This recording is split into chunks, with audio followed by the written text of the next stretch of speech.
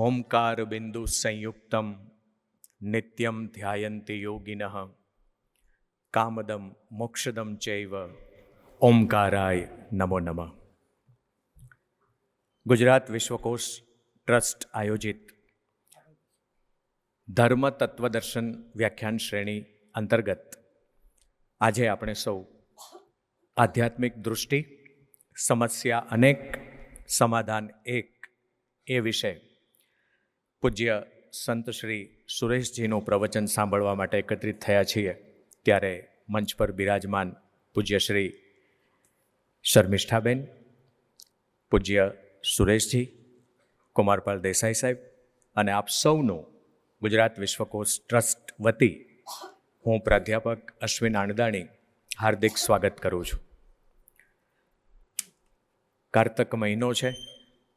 દેવ દિવાળી અને દિવાળી બંને પ્રકાશ પર્વો આપણે હર્ષભેર ઉજવ્યા છે અને આ નવા વર્ષના નવા દિવસોમાં આવું એક સરસ પ્રવચન આપણને 2081ના આરંભે સાંભળવા મળે એ આપણા સૌનું સદનસીબ છે. અમારા વિશ્વકોશની પરંપરા પ્રમાણે હું બેન શ્રી અલ્પાબેન શાહને વિનંતી કરીશ. અલ્પાબેન શાહ અહીંથી વિશ્વકોશ ગાન પ્રસ્તુત કરશે. આપણે મનોમનેમાં સંમેલિત થઈશું. શ્રી અલ્પાબેન શાહ. અહીં જ્ઞાન સૂર્ય સંચરે આપણું ચિત્ત પ્રકાશિત કરે. અહીં જ્ઞાન યજ્ઞ સૌ કરે ચિત્તનું વિશ્વ વિકાસિત કરે. શબ્દ પ્રકાશે અર્થ ઉજાશે. શબ્દ પ્રકાશે અર્થ ઉજાશે. તર્ક મર્મના સહજ વિકાસે. જ્ઞાનામૃત નિર્ઝરે અર્ઘ્ય સૌ સત્યદેવને ધરે. ધન્ય ગુર્જરીની શુભ દ્રષ્ટિ. વિશ્વકોશની એવી સૃષ્ટિ. તમસ તાપ સંહરે અંતરે સુખ સમજણનું ઠરે. રેવા જળશી શક્તિદાયિની સત્ય સમુદા મુક્તિદાયિની. વિશ્વ વિહારજ કરે શીલ સત્વ સંભરે. ગુર્જરી વિશ્વરૂપને વરે. ગુર્જરી વિશ્વરૂપને વરે. ગુર્જરી વિશ્વરૂપને વરે. જે સ્વરૂપ સમજ્યા વિના પામ્યો અનંત દુઃખ. સમજાવ્યું તે પદ નમો શ્રી સદગુરુ ભગવંત. વર્તમાન કાળમાં મોક્ષ માર્ગ બહુલોપ વિચારવા આત્માર્થીને ભાખ્યો અત્ર અગોપ્ય. કોઈ ક્રિયા જડ થઈ રહ્યા શુષ્ક જ્ઞાનમાં. કોઈ માર્ગ મોક્ષનો કરુણા ઉપજે. બાહ્ય ક્રિયામાં રાચતા અંતર ભેદ ના કાંઈ. જ્ઞાન માર્ગની સિદ્ધતા દેહ ક્રિયા જડ આઈ. જેહ સ્વરૂપ સમજ્યા વિના પામ્યો અનંત દુઃખ. સમજાવ્યું તે પદ નમો શ્રી સદગુરુ ભગવંત. कर न फकीरी फिर क्या दिलगिरी. सदा मगन में रहना जी. कोई दिन गाड़ी ने कोई दिन बंगला. कोई दिन जंगल बसना जी. कोई दिन हाथी ने कोई दिन घोड़ा, कोई दिन पाँव पे चलना जी, कोई दिन खाजा ने कोई दिन लाडू, कोई दिन फाकम फाका जी, कोई दिन ढोलिया कोई दिन तलाए, कोई दिन भोय पे लेटना जी। मीरा कहे प्रभु गिरधर ना गुण, आन पड़े सो सहना जी। करना फकीर फिर क्या दिलगिरी, सदा मगन में रहना जी। कोई दिन गाड़ी ने कोई दिन बंगला, कोई दिन जंगल बसना जी।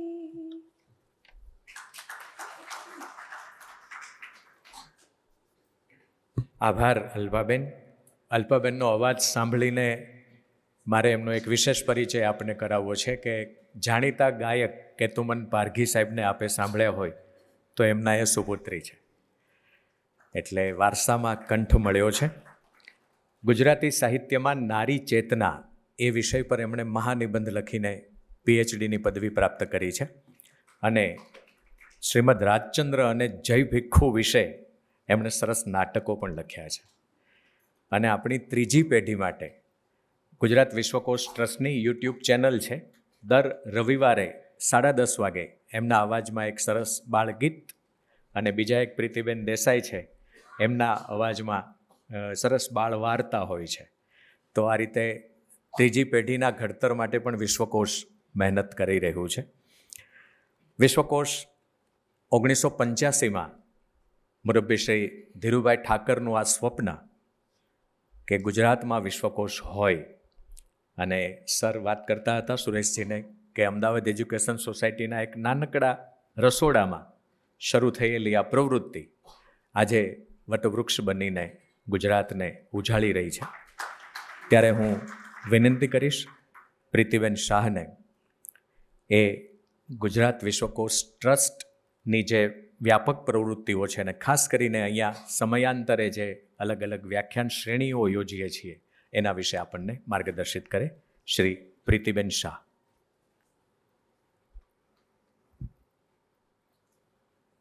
પરમ પૂજ્ય સંત શ્રી આત્માનંદજીની ચેતનાને પ્રણામ કરું છું.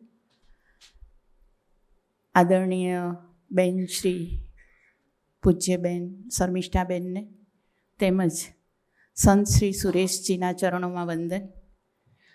આદરણીય શ્રી કુમારપાળભાઈ અને આ હોલમાં ઉપસ્થિત સર્વે મુમુક્ષુજનો,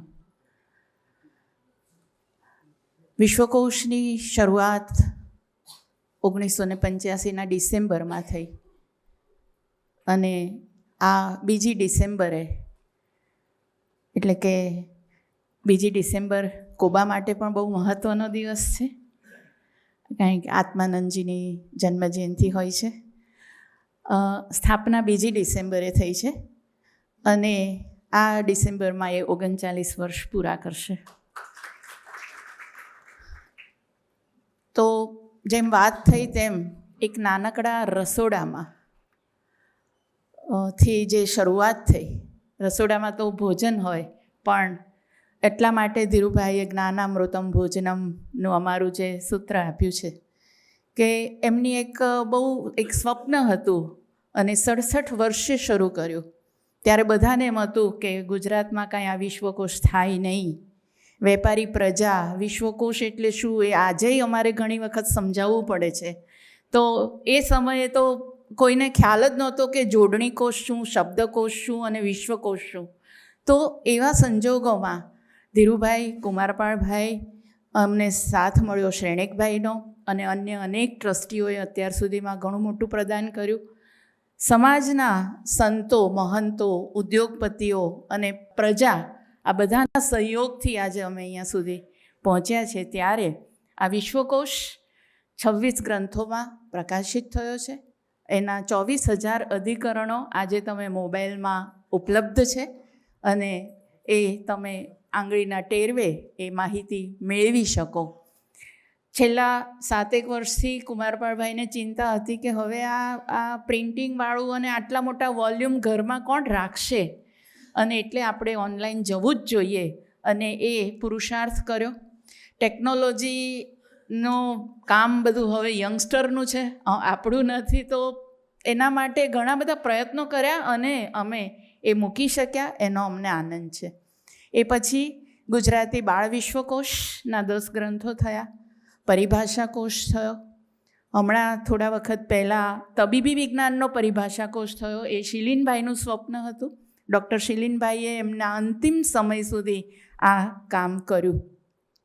અહીંયા એવા કેટલાય અધ્યાપકો, પૂર્વ વાઇસ ચાન્સેલરો કે જેણે જીવનના અંત સુધી આ જ્ઞાન યજ્ઞમાં પોતાનું સમિત યોગ્ય રીતે હોમ્યું છે.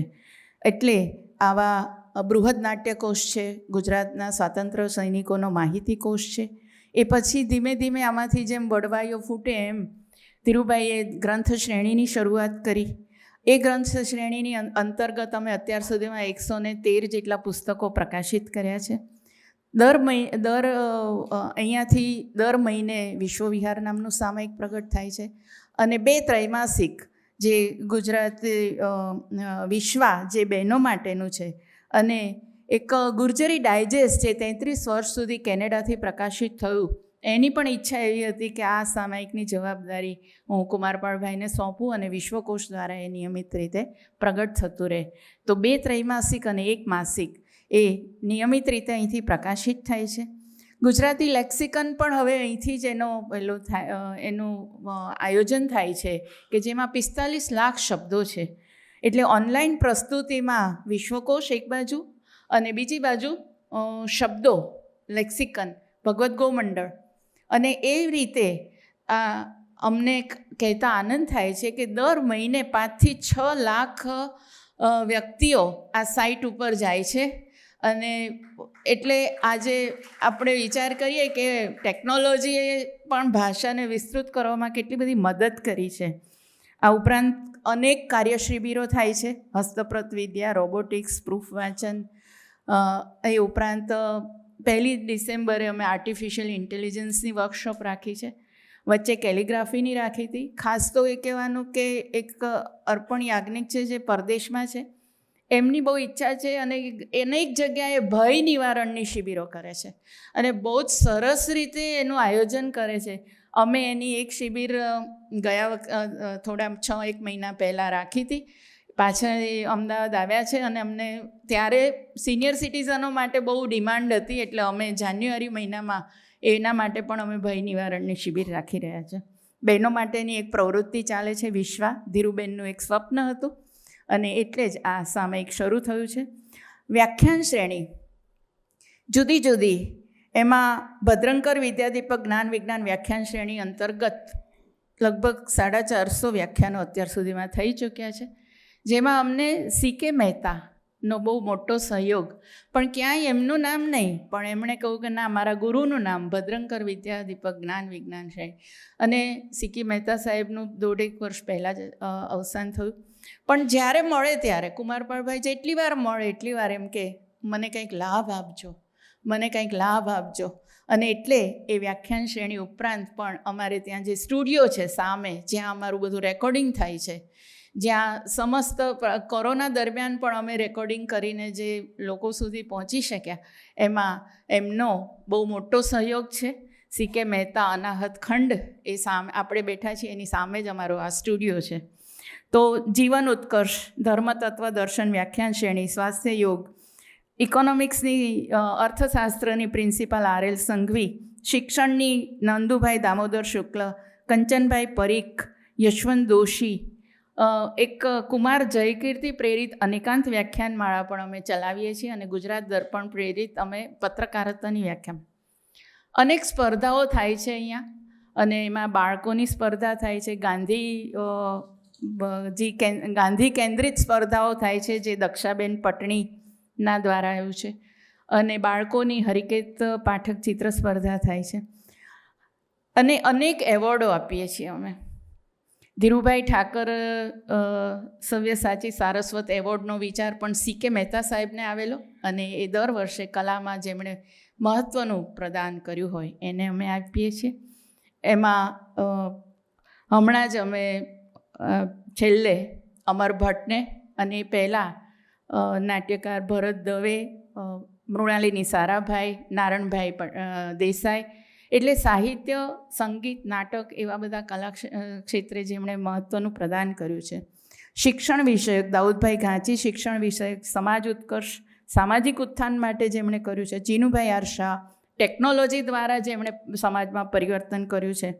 અનંતરાય રાવળ વિવેચન એવોર્ડ, નાટ્યલેખન એવોર્ડ, આગમ પ્રભાકર મુનિ શ્રી પુણ્ય વિજયજી ચંદ્રક એવોર્ડ, અને ચિત્રકલા માટે પ્રફુલ્લ દવે કલા પ્રતિભા એવોર્ડ, નર્મદ પારિતોષિક, અને હમણાં આ વર્ષે જે શરૂઆત થયો છે અમિતભાઈ અંબાલાલની પ્રેરણાથી એ કુંદનબેન અંબાલાલ ચિત્રકલા માટેનો એક એવોર્ડ.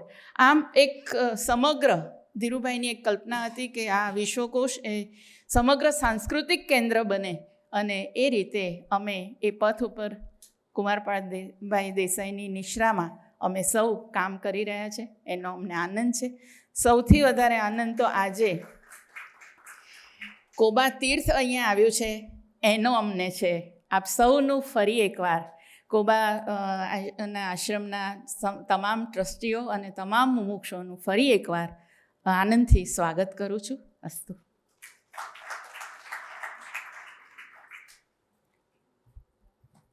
રસમયની જુદી, રિવાજ સાવ નોખા, અમારે તો શબ્દો જ કંકુને ચોખા. પ્રીતિબેને શબ્દોથી આપણને વધાવ્યા. પ્રીતિબેનના મધર સરોજબેન એ શ્રીમદ રાજચંદ્ર આધ્યાત્મિક કેન્દ્ર સાથે સંકળાયેલા હતા, એટલે એ વારસો એનામાં સાહજિક ઉતર્યો છે. ગુજરાત સમાચારમાં આજકાલ અને અવતરણ નામની 2 કટાર પ્રીતિબેનની કલમથી કંડારાયેલી છે, અને વર્ષો સુધી એમણે MP Shah arts college for વિમેનમાં ગુજરાતી વિષયના અધ્યાપિકા તરીકે કામ કરીને સ્વૈચ્છિક રીતે નિવૃત્તિ લઈને હવે સંપૂર્ણ સમય અહીંયા વિશ્વકોશને પ્રીતિબેન આપી રહ્યા છે. આપના પુનિત આ પગલાં થયા વંદન હજો, ફૂલમાં સુગંધના દીવા થયા વંદન હજો. મંચ ઉપર બિરાજમાન પૂજ્યબેન શ્રી શર્મિષ્ઠાબેન અને પૂજ્ય સંત શ્રી સુરેશજીનું સ્વાગત કરવું છે. પૂજ્યબેન શ્રી શર્મિષ્ઠાબેન આપણી વચ્ચે છે. હું પ્રતિમાબેન દેસાઈને વિનંતી કરીશ. પ્રતિમાબેન આપણા સૌ વતી પૂજ્ય બેન શ્રી શર્મિષ્ઠાબેનનું સ્વાગત પૂજન પ્રતિમાબેન દેસાઈ કરી રહ્યા છે. આપણી વચ્ચે પૂજ્ય સુરેશજી શાલ ઓઢાડીને પણ પ્રતિમાબેન શર્મિષ્ઠાબેનને સન્માનિત કરી રહ્યા છે.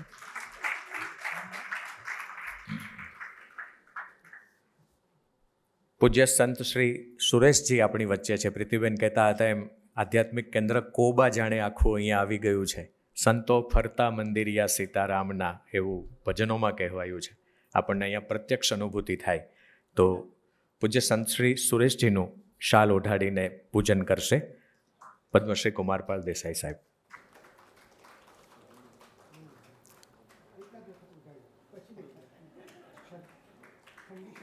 હૂંફનું પ્રતીક છે સાહેબ. હા, અમારું વાલ છે શાલ સાહેબ.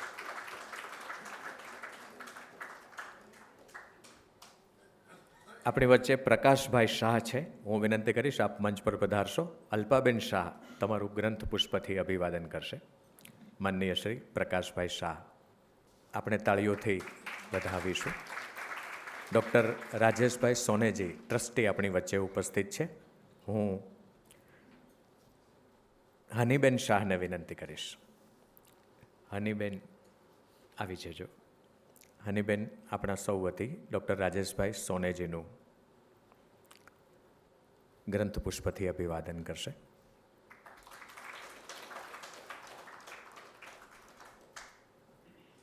શ્રી બિપિનભાઈ મણિયાર સાહેબને મંચ ઉપર પધારવા વિનંતી કરું છું. એમના સ્વાગત કરવાનું સૌભાગ્ય મને પ્રાપ્ત થયું છે. હું મારી જાતને ધન્ય ભાગ્ય ગણું છું.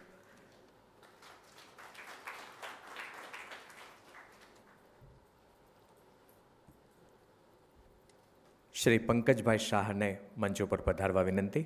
પ્રીતિબેન શાહ એમનું ગ્રંથ પુષ્પથી અભિવાદન કરશે. માનનીય શ્રી પંકજભાઈ શાહ આપણે તાળીઓથી વધાવતા રહીએ. શ્રી શરદભાઈ ડેલીવાળાને પણ મંચ પર પધારવા વિનંતી કરું છું. શરદભાઈ ડેલીવાળાનું ગ્રંથ પુષ્પથી અભિવાદન કુમારપાલ સર કરશે. Very good. ચાલો.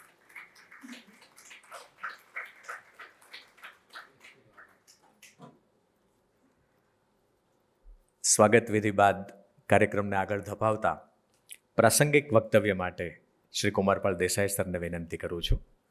શ્રી કુમારપાળ દેસાઈ.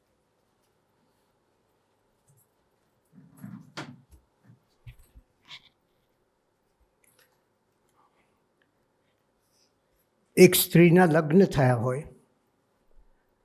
ઘણા સમયથી એ વાટ જોતી હોય, પોતાના સગાઓ આવે, પોતાના સ્નેહીઓ આવે, પોતાના મિત્રો આવે, પોતે જેને ચાહે છે એવા પિયરના લોકો આવે. આજે મારે માટે પિયરના લોકો આવ્યા હોય એવો એક અનુભવ થાય છે.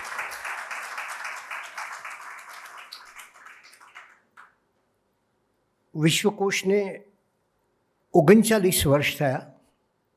2 ડિસેમ્બર એનો સ્થાપના દિવસ, જેને અમે અત્યારે વિશ્વ સંસ્કૃતિ પર્વ તરીકે ઉજવીએ છીએ. અને કોબા સાથેના મારા સંબંધને તો કેટલાય વર્ષો થયા હશે, પણ છેલ્લા 38 વર્ષથી તો લગભગ 2 ડિસેમ્બરે હું ત્યાં હાજર થઈ જાઉં છું. એટલે મારે અહીંયા કંઈક સ્થાપના દિવસના કાર્યક્રમો આગળ પાછળ કરવા પડે છે, કારણ કે માણસને હંમેશા પક્ષપાત હોય છે. આજે ઘણી વાત કરવી છે, ઘણું નોંધીને આવ્યો છું, પણ મને એમ લાગે છે કે આજે મારે વાત થઈ શકે એવી મારી પરિસ્થિતિ નથી. પૂજ્ય શ્રી આત્માનંદજી સાહેબ સાથેનો જે મારો એક નાતો, આપ બધા એમના અંતેવાસી, હું ઘણીવાર કહેતો કે આ બધા અંતેવાસી છે, એ સદભાગ્ય તો મને સાંપડ્યું નહીં, પણ હું સાહેબજીનો અંતરવાસી બન્યો હતો. અને સાહેબજી સાથેના કેટલા સ્મરણો યાદ કરું. અને મને તો સાહેબજીમાં એવું છે કે બને છે એવું કે કદાચ વિશ્વકોશમાં ક્યારેક મને જરાક એમ થાય કે બહુ લાંબુ નથી બોલવું, પણ કોબામાં તો એવું જ થાય કે હજી બોલ્યા કરું, હજી શરદભાઈ મારી સામે ન જોયું તો સારું. આ સ્નેહનો તંતુ છે, આ પ્રેમનો તંતુ છે, આ એક અધ્યાત્મનો તંતુ છે. ભાવનગર હોય, વડોદરા હોય, મુંબઈ હોય, સાહેબજી સાથે કેટલી સફરો કરી, અને એના કેવા સરસ મધુરા સ્મરણો છે. ક્યારેક અવકાશ મળશે ત્યારે આ સાહેબજી સાથેના સ્મરણો વિશે પણ લખવાનું મને મન થાય. પૂજ્ય શ્રી શર્મિષ્ઠાબેન આજે ઉપસ્થિત છે. અમારે માટે એ પણ એક વિશેષ આનંદનો વાત છે. અને એમની ઉપસ્થિતિ એ અહીંયા હોય કે કોબા હોય, એ સતત એક વાતાવરણ સાથે ચાલતી હોય છે. બેનશ્રી હોય એટલે એક આપોઆપ વાતાવરણ સર્જાઈ જાય. પૂજ્ય શ્રી સુરેશજી, મને ખૂબ આનંદ છે, કારણ કે દરેક જ્યારે જે કોઈ આશ્રમો અથવા જે કોઈ સમર્થ પુરુષ થાય, પછી લોકો પહેલો પ્રશ્ન એ કરતા હોય, એ પોતાના માટે ન કરતા હોય, બીજાના માટે કરતા હોય કે તમારા પછી કોણ. અને ત્યારે પૂજ્ય શ્રી આત્માનંદજી સાહેબની જે ચેતના હતી, જે ભાવ હતો, જે વિચાર હતો, જે સત્સંગ પરાયણતા હતી, જે આ સમાજને અધ્યાત્મ આપવાની એક તીવ્ર તાલાવેલી હતી, એ બધી જ આપણને પૂજ્ય શ્રી સુરેશજીમાં પ્રાપ્ત થઈ છે. અને એ કદાચ આપણી સંસ્થાનું અહોભાગ્ય કહેવાય કે આવી વ્યક્તિ આપણને આ તબક્કે ને આ સમયે મળી છે. બહુ વિશેષ વાત તો નથી કરી, લેસન ઘણું કરીને લાવેલું છે, 10 પાના છે, અને શરદભાઈને સામે બેસાડ્યા, પણ હવે નક્કી કર્યું છે કે મારે આજે બસ એક આનંદ તમારી સામે પ્રગટ કરવો છે, અને એની સાથોસાથ એક કલ્પના પ્રગટ કરવી છે. કે મારે ત્યાં જે બેન છે ને, એક અમારે ત્યાં પ્રીતિ ચોકસી કરીને છે, MC શાહના દીકરી, એ મને મળે ને એટલે મને કહે આમ એનો અર્થ છે કે સાહેબ કંઈક નવી વાત લાવવાના, હવે છોડશે નહીં આપણને. એટલે મેં હમણાં વિદેશમાં વસતા ગુજરાતી કુટુંબો માટે કઈ રીતે તમે ગુજરાતી ભણાવી શકો એનું શરૂ કામ કર્યું છે. હવે તો અનેક કામો ચાલે છે, પણ આવા કામો સતત કરવા એમ કંઈક એવું થાય કે કોબામાં હોય પણ અહીંયા પણ અમને એટલો જ લાભ મળતો રહે, એ જ આધ્યાત્મિકતાનો સ્પર્શ થતો રહે, અને આપણો જે હૃદયનો સેતુ છે એ એક વ્યક્તિગત સેતુ બને, કે અહીંથી કોઈ વ્યક્તિ આવે, આ બધું સાંભળે, આપને ત્યાં આવે, ત્યાંથી કોઈ વ્યક્તિ આવે, અહીંયા આવે, અને અમને કંઈક ઉપયોગી સહયોગી બને. એ ભાવ સાથે ફરી આપ સૌનો મારે આપ સૌ પિયરજનોનો મારે સ્વાગત કરું છું. આભાર.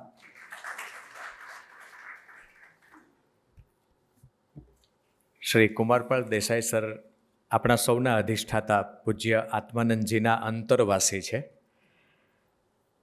આ સંસ્થા અને આધ્યાત્મિક કેન્દ્ર કોબા એને અમે જુદા નથી માનતા. જાણે બંને ભગીની સંસ્થા હોય એવો ભાવ અનુભવાય છે.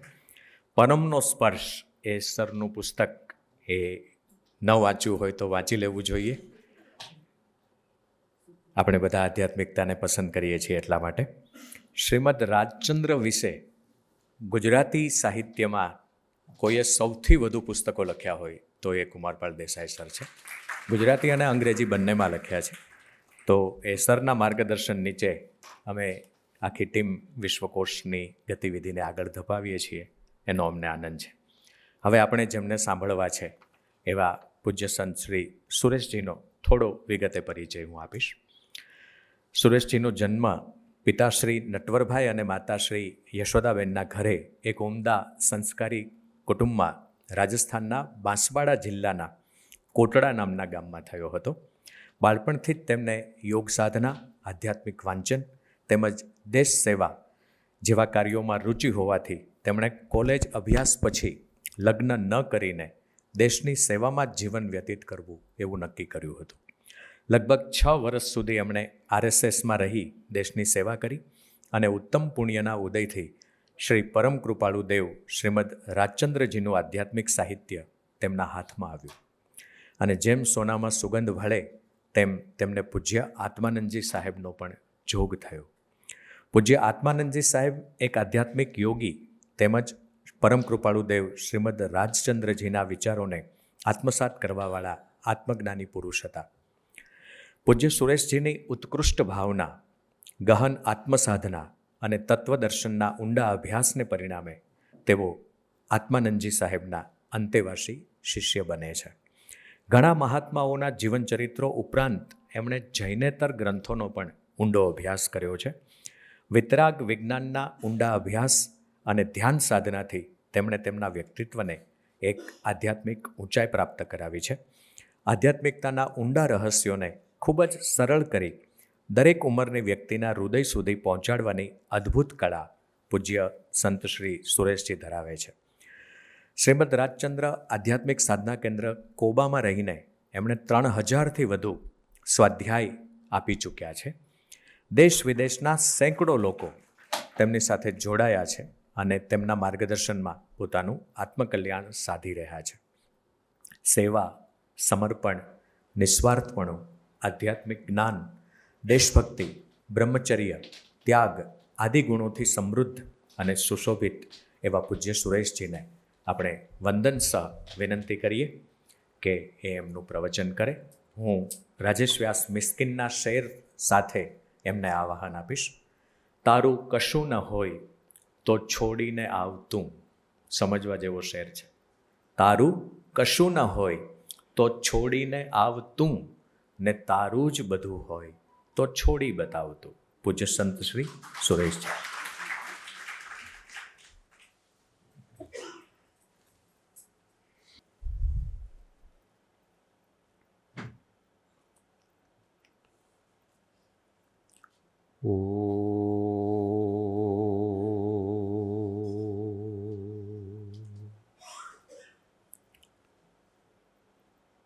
નમઃ શ્રીવર્ધમાનાય નિર્ધૂત કલિલાત્મને સાલોકાનાં ત્રિલોકાનાં યદ્વિદ્યાદર્પણાયતે યદ્વિદ્યાદર્પણાયતે. મંગલમ ભગવાન વીરો મંગલમ ગૌતમો ગણી મંગલમ કુંદ કુંદાદ્યો જૈન ધર્મોસ્તુ મંગલમ. મહાદેવ્યા કુક્ષિરત્નમ शब्दजीतर्वात्मजं राजचन्द्रमहं वन्दे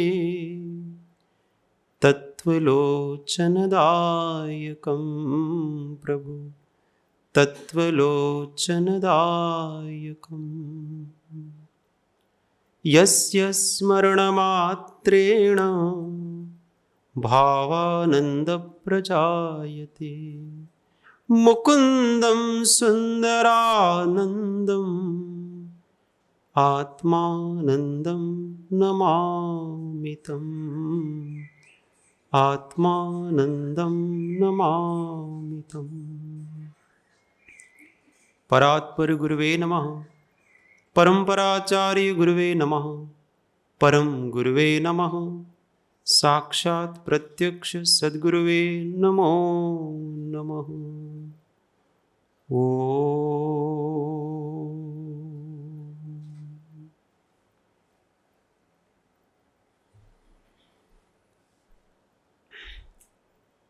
जय सद्गुरु वंदन। जय जिनेन्द्र। सर्वप्रथम तो આજના પુનિત અવસરે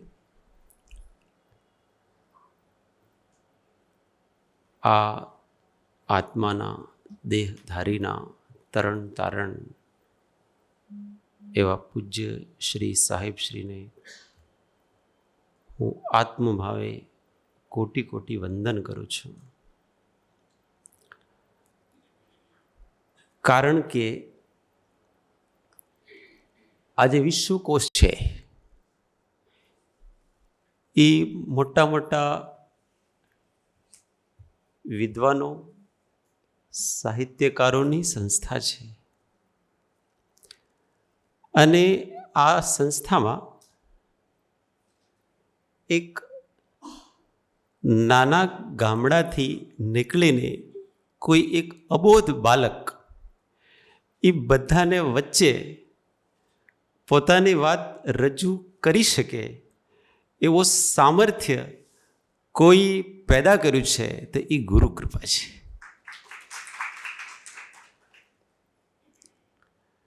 આપણે બધા જાણીએ છીએ શ્રી કુમારપાળભાઈને એમની પ્રજ્ઞા મેધા. અહીંયા આવીને ખૂબ જ મને આનંદ થયો. વર્ષો પહેલાં અમે આવા પ્રકારનું એક અભિયાન ચલાવતા. એમાં એક અભિયાન એવું ચલાવતા, ભાષા બચાવો. આપણી જે દેશી ભાષાઓ છે લગભગ લુપ્ત પ્રાય થઈ ગઈ છે. અંગ્રેજીનો એવો વાવાઝોડો આવ્યો છે. તો હિન્દી ભાષા ઉપર જ સંકટ છે મુખ્યત્વે.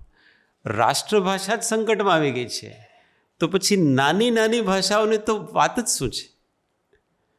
એમાં આ ગુજરાતી ભાષાનું જે નવીનીકરણ થઈ રહ્યું છે, સંરક્ષણ થઈ રહ્યું છે, સંવર્ધન થઈ રહ્યું છે, એમાં જે આપ બધા ઉગ્ર પુરુષાર્થ લો છો એના માટે બધા ધન્યવાદના પાત્ર છો.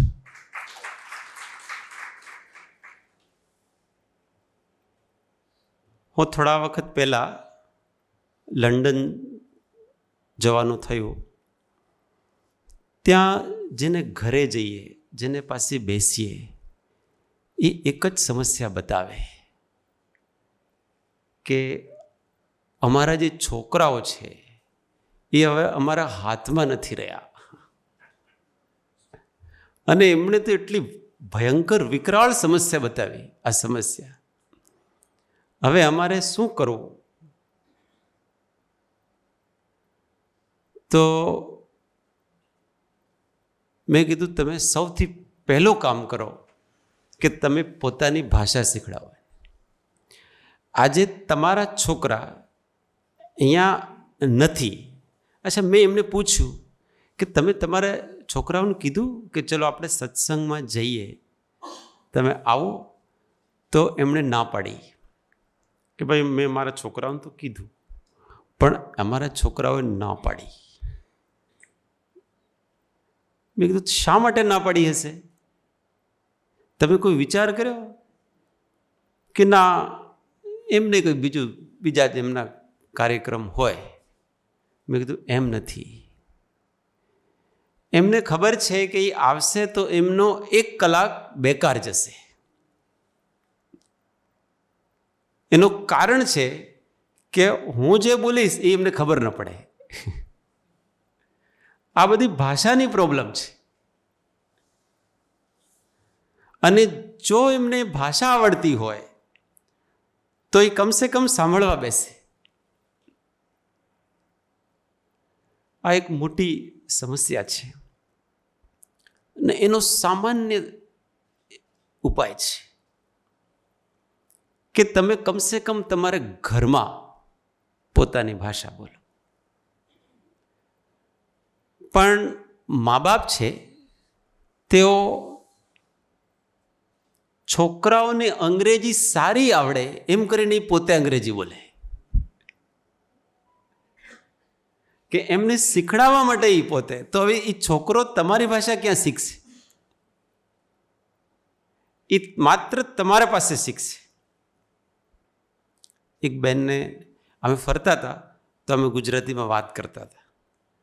તો ત્યાં એ એમના ગાર્ડનિંગ કરતા હતા. તો કે મહારાજ પ્રણામ, તમે ગુજરાતમાંથી આવ્યા લાગો છો. મેં કીધું હા, મેં ગુજરાતમાંથી આવ્યા. તમે 2 મિનિટ મારા ઘરે આવશો? મેં કીધું બિલકુલ, અમે ઘરોમાં આવવા માટે જ આવ્યા છીએ અમે. પણ તમે આવવા દો તો ત્યાં પાછું બધું ટાઈમ લેવો પડે. પછી બેન મળ્યા. પછી તે જ સમયે એમના પુત્રવધુ એ ગાડી ઊભી કરી અને એમના પાસે નાનો છોકરો હતો, એ એમને આપ્યું અને ગયા. મેં કીધું આ કોણ છે? આ મારા પુત્રવધુ છે. તો શા માટે આવ્યા હતા? આ એમનો છોકરો આપવા માટે આવ્યા. હવે આખો દિવસ મારા સાથે આ રહેશે, પછી સાંજે લેવા આવશે. મેં કીધું તમે 5 મિનિટ વાત કરી, જરા તમે અંદર તો બોલાવતા. ના, અંદર ના આવે, કંઈક 3-4 મહિનામાં એકવાર આવી જાય તો આવી જાય. પણ આ સોંપવા માટે આવ્યા છે. પછી ઘણી બધી એમને વાત કરી કે આ તમને જે દેખાય છે ને બહારનું આખું, પણ અમે 30 વર્ષથી મને એમ લાગે છે કે અમે કોઈક નરકમાં જીવીએ છીએ. આવો શબ્દ ઉપયોગ કર્યો. એમ લાગે છે કે અમે વીરાન જંગલમાં છીએ. તમારી સમસ્યા શું છે? તમારી પાસે 2 ટાઈમ ખાવાનું મળે છે, આટલું બધું છે. એમને 30 મિનિટમાં 30 વર્ષની આખી કહાની બતાવી. મેં કીધું આ હવે એ કહાની તમારે રિપીટ ન કરવી હોય તો તમે એક કામ કરજો.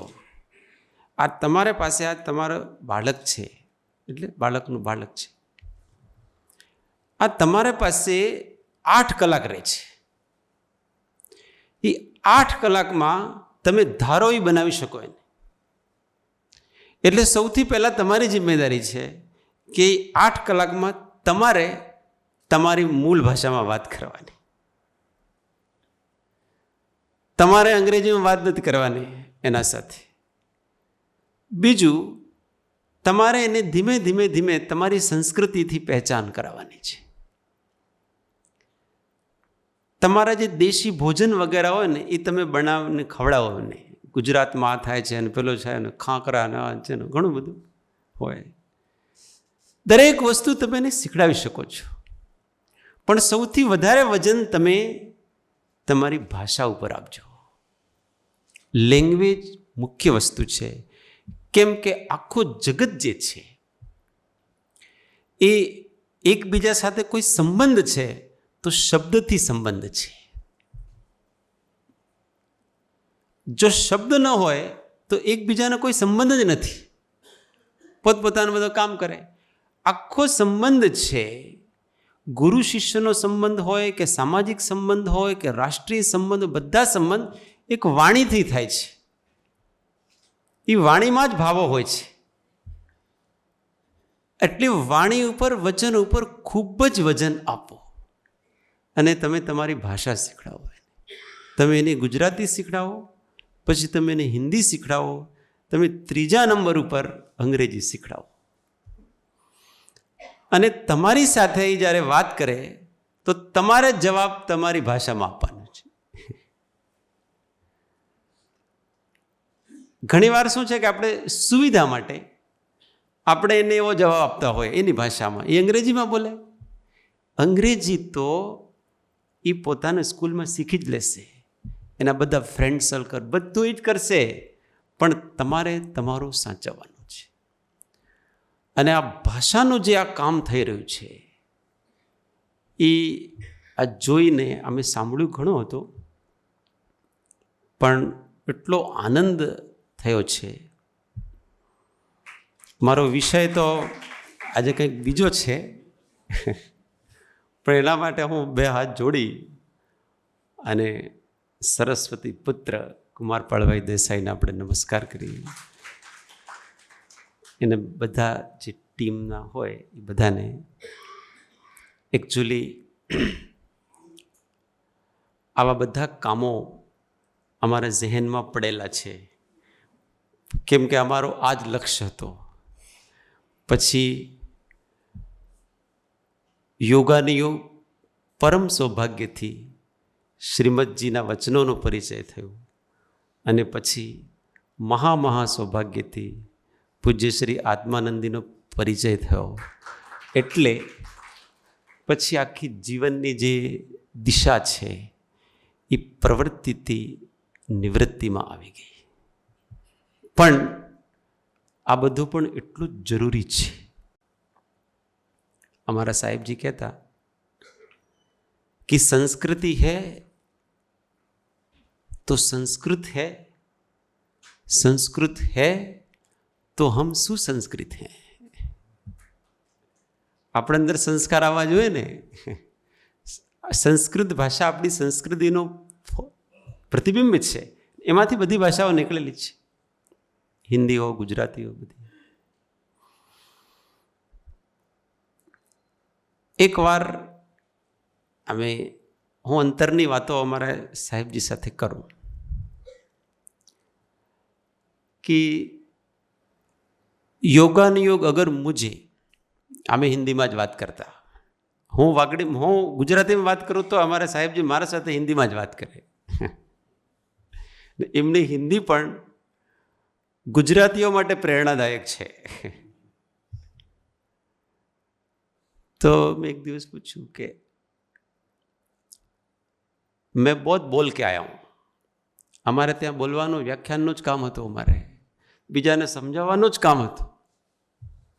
પરાણે કોઈ ન સમજતા હોય તો બધાને ભેગા કરવા, સ્કૂલોમાં જવું, નાના નાના વિષય લેવા, ક્યારેક સ્વદેશી, ક્યારેક કુટુંબમાં કેવી રીતે રહેવું, ક્યારેક આદર્શ ઘર કેવી રીતે બનાવવું, આ બધી વસ્તુઓ અમારા વિષય હતા.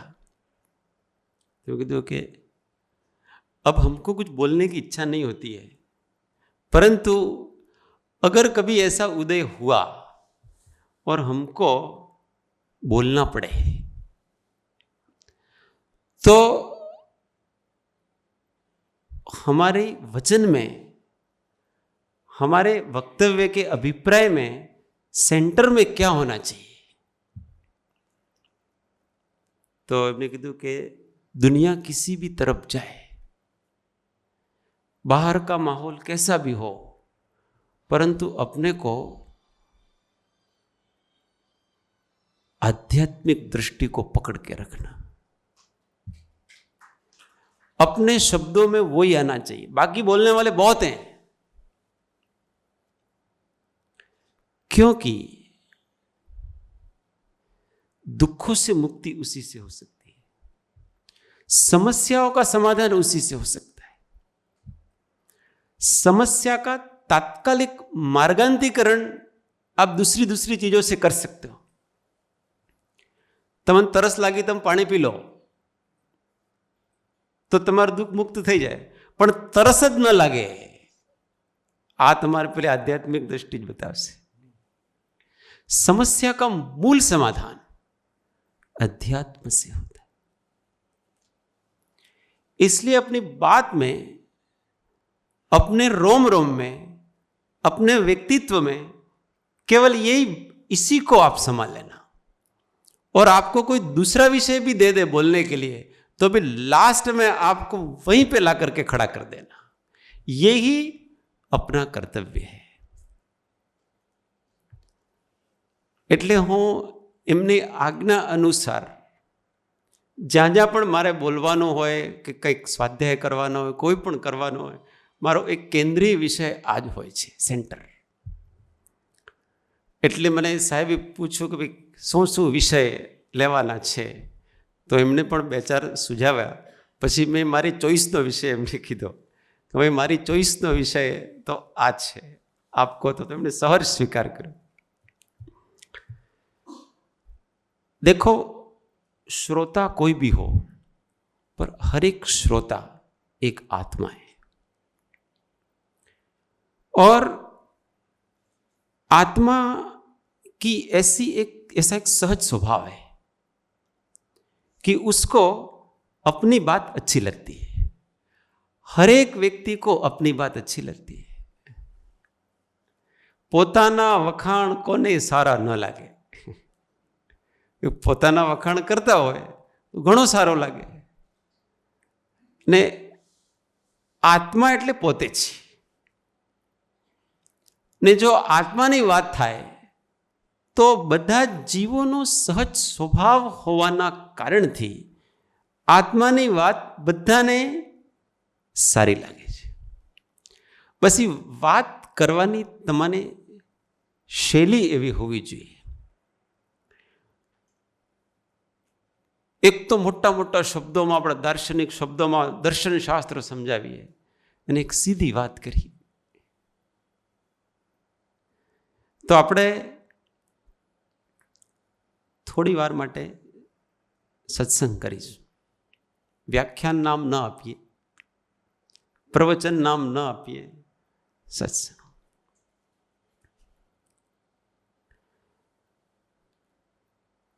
શ્રીમદ ભગવદ્ ગીતા એ આખી ગીતાનું સારરૂપ એક વચન છે. સા વિદ્યા યા વિમુક્ત. વિદ્યા તે જ છે જે મુક્ત કરે. જે વિદ્યાથી, જે જ્ઞાનથી આનંદની ઉત્પત્તિ ન થાય. મુક્તિ એટલે આનંદ. મુક્તિ એટલે કોઈથી જુદા થવું એવું નથી. મુક્તિ આનંદ છે. અને આપણે મુક્ત છીએ અથવા ધીમે ધીમે મુક્ત થઈ રહ્યા છીએ એ ખબર કેવી રીતે પડે? કે ધીમે ધીમે આપણા જીવનમાં સહજાનંદ વધી રહ્યો છે. આત્મિક આનંદ વધી રહ્યો છે. આ એનો માપદંડ છે કે આપણે ધીમે ધીમે મુક્ત થઈ રહ્યા છીએ. પણ એ જે આનંદ છે એ સાહજિક હોવો જોઈએ, અનૈમિત્તિક હોવું જોઈએ. ઘણા બધા સુખ આનંદ છે.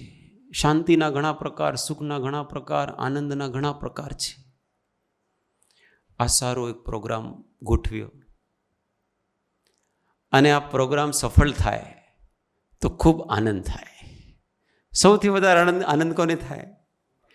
કે જે આ કાર્યક્રમ ગોઠવ્યું છે ને જેને મહેનત કરી છે એને સૌથી વધારે આનંદ થાય છે.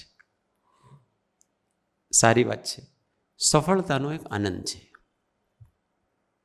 પણ સફળતાનો આનંદ સફળતા ઉપર ડિપેન્ડ છે. સાહજિક આનંદ નથી. જો સફળ ન થઈએ, 4 જણને પૂછીએ કાર્યક્રમ કેવું રહ્યું, અને જો 2 અભિપ્રાય એવા આવ્યા, અરે યાર કઈ મજા ના આવ્યા, કઈ કાર્યક્રમમાં આનંદ ના આવ્યો, કે તો આટલી મહેનત ઉપર પાણી.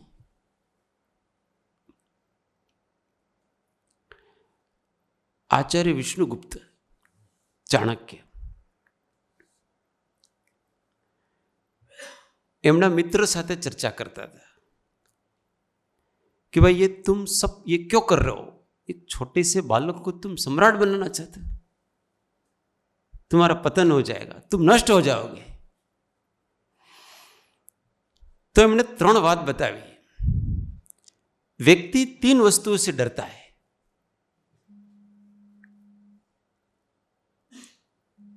असफलता से, अपयश से और मृत्यु से। आ 3 बातों थी डरे छे व्यक्ति, असफलता, अपयश, मृत्यु। और मुझे इन तीनों में से किसी से डर नहीं है। मुझे असफलता का डर नहीं, मुझे अपयश का डर नहीं और मुझे मृत्यु का डर नहीं। अब मुझे कौन हरा सकता है और मुझे दुखी कौन कर सकता है? केम के आखो सांसारिक सुख छे ने, इस सांसारिक सुख આપણી આ નાની નાની સફળતાઓ ઉપર ડિપેન્ડ છે. કંઈક આપણે કલ્પના કરીએ, ધારીએ છીએ, વ્યક્તિ સ્વપ્ન જોવે અને એ સ્વપ્ન પૂરું થાય એટલે એને આનંદ થાય. પછી વ્યક્તિ બીજું સ્વપ્ન જોવે, પછી ધીમે ધીમે એ પૂરું થાય, પછી આનંદ થાય અને પછી ઘણા બધા સ્વપ્નો રહી જાય એના, પછી એના માટે બીજો જન્મ લેવો પડે એમને. પછી તે સ્વપ્નો ક્યારેક કોઈ કાળ પામીને પૂરું કરે. એમ આ સ્વપ્નોથી જન્મ જન્માંતરની યાત્રા કરતો રહે છે. અને સફળતા મળે તો આનંદ, વિફળતા મળે તો હતાશ. પણ અધ્યાત્મ એમ કે છે કે તમારો આનંદ સફળતા ઉપર ડિપેન્ડ ન હોવો જોઈએ. તમારો આનંદ યશ ઉપર ડિપેન્ડ ન હોવો જોઈએ. 4 લોકો તમારી પ્રશંસા કરે તો જ આપણે સુખી રહીશું. એનો અર્થ એમ છે કે આપણો આખો આનંદ બીજાઓના ઉપર ડિપેન્ડ છે. તમે બીજા પોતાના સુખને બીજાને વહેંચી દીધું છે. કે હું ક્યારે સુખી કે તમે મને 2 વાતો તમારી પ્રશંસાના કહેશો ને તો મને આનંદ આવશે, ન કહેતો દુઃખી. પાછું વૈરાગ આવે, સંસારમાં કોઈ કોઈનું નથી, બધા સ્વાર્થના સંબંધ છે, આવી રીતે વાતો કરે. અને જરાક એની પ્રશંસા પછી કરીને થોડી, અરે યાર તમારે તો શું વ્યક્તિત્વ છે સંસારમાં. પછી એને જીવવાના મજા આવે. હવે સંસારમાં જીવવાના મજા છે ભાઈ. પહેલાં કંઈ મજા આવતા. આખો વ્યક્તિ છે ને, વ્યક્તિનું સુખ બીજા ઉપર ડિપેન્ડ થઈ ગયું છે. અધ્યાત્મ એમ કે છે કે તમારું સુખ માત્ર તમારા ઉપર ડિપેન્ડ હોવું જોઈએ. અને સુખની ઉત્પત્તિ આધ્યાત્મિક દૃષ્ટિ ઉપર છે. તમે કઈ ઘટનાને કયા સ્વરૂપમાં લો છો, કયા દૃષ્ટિકોણથી લો છો, એના ઉપર છે.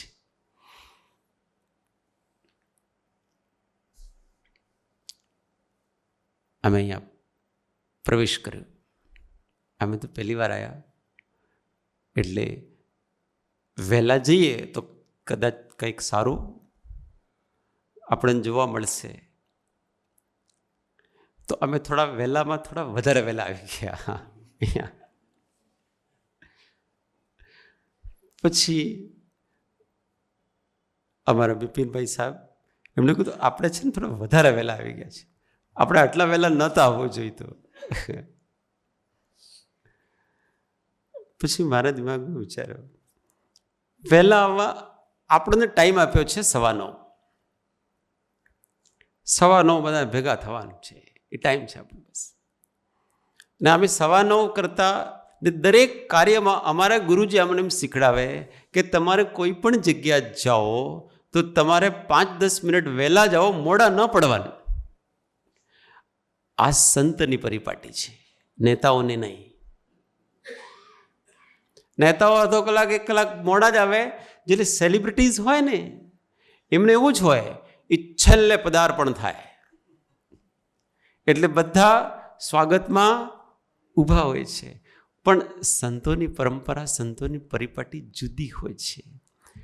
આપણને એનો આનંદ છે કે આપણે સમયનું પાલન કરી શક્યા.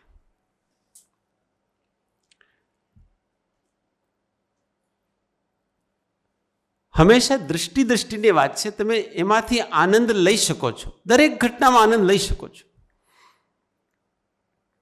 દુર્ઘટના થાય, આનંદ લઈ શકો છો. કોઈ નિંદા કરે એનો આનંદ લઈ શકો છો. કોઈ પ્રશંસા કરે એનો પણ આનંદ લઈ શકો છો. કોઈમાં દુઃખી નથી થવાનું. દૃષ્ટિ ઉપર ડિપેન્ડ છે આખી વસ્તુ. દરેકમાં આનંદ લેતા શીખીએ, હંમેશા આનંદિત રહેતા શીખીએ. અને જીવનમાં આ ન હોય તો પછી શું? આપણે એટલા બધા ઉપાધિના પોટલાઓ માથા ઉપર લઈને ફરીએ છીએ કે જીવન એ જે કરી રહ્યા છે ને આપણે, એનો ધ્યેય શું છે એ તો ભૂલી જઈએ. પણ એ ઉપાધિ લઈ ને બસ એમાં જ આખી વ્યસ્તતા, એટલા બધા વિચારોના વંટોળ ચાલતા હોય. ઘણીવાર તો વ્યક્તિ સારા કાર્યોમાં લાગે અને એ સારા કાર્યો એને દુઃખદાયી થઈ જાય. આ એક પ્રેક્ટિકલ વસ્તુ છે. માનસિક ટેન્શન થઈ જાય. કાર્યથી ગભરાવો નહીં. હજારો લાખો ઉપાધિઓ આવો, પણ મારો આનંદ ન જવો જોઈએ, મારી સહજતા ન જવી જોઈએ, મારી સાહજિકતા ન જવી જોઈએ, મારી નૈસર્ગિકતા ન જવી જોઈએ. આ બરાબર મારે રહેવી જોઈએ, બસ મારી શાંતિ ન જવી જોઈએ.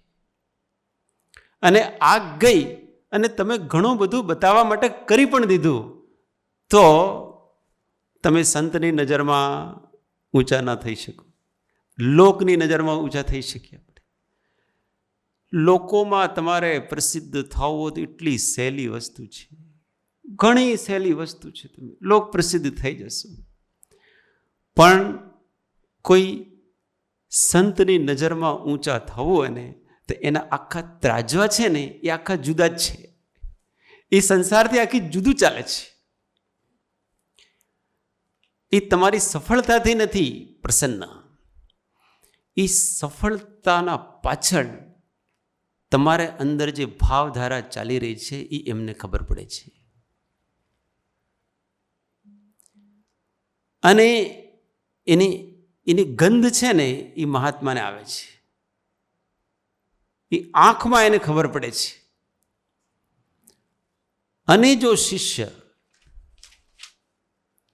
કંઈક એવા લૌકિકમાં આવી જાય અને લોકમાં ખૂબ જ એને વખાણ કરતા હોય અને ગુરુજી પાસે જાય, એ ગુરુજી સામે એ આંખ ન મલાવી શકે. એને ખબર છે આખી વસ્તુ. આ એક આધ્યાત્મિક દૃષ્ટિ છે. આ કોઈ ઓપ્શનલ વસ્તુ નથી કે જીવનમાં આધ્યાત્મિકતા પણ આવવી જોઈએ. આ કોઈ નથી. આ જીવનનો એક આ આત્મા છે.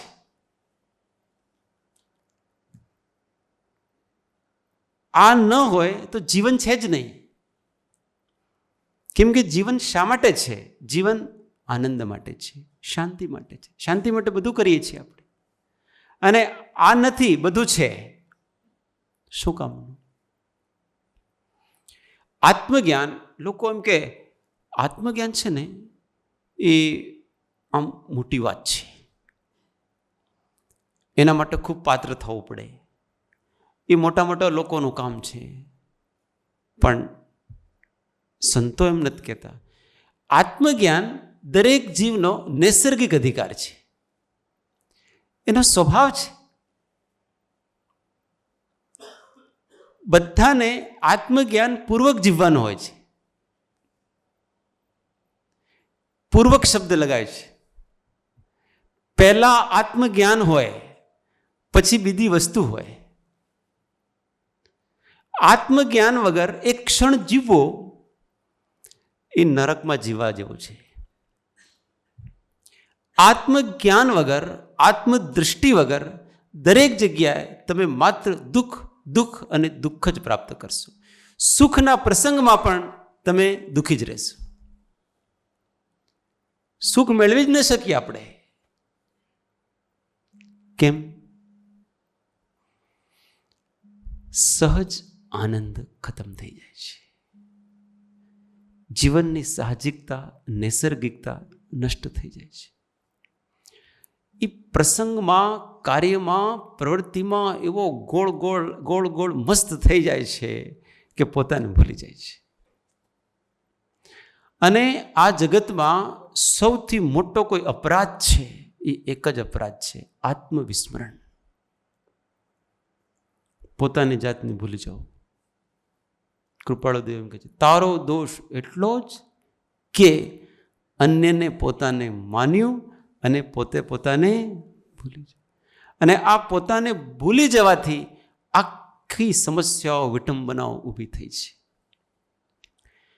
તમે મને એક સમસ્યા બતાવો કોઈ જેનો ઉકેલ, એનો સમાધાન આત્મજ્ઞાનથી ન હોય. સર્વ દુઃખ અને સર્વ ક્લેશથી મુક્ત થવાનો ઉપાય એક આત્મજ્ઞાન છે, એમ જ્ઞાનીઓ કહે છે.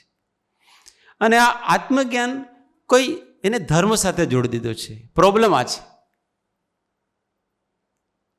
જે ધાર્મિક હોય એ જ આત્મજ્ઞાની થઈ શકે. એને એક દાર્શનિકતા સાથે જોડી દીધું છે.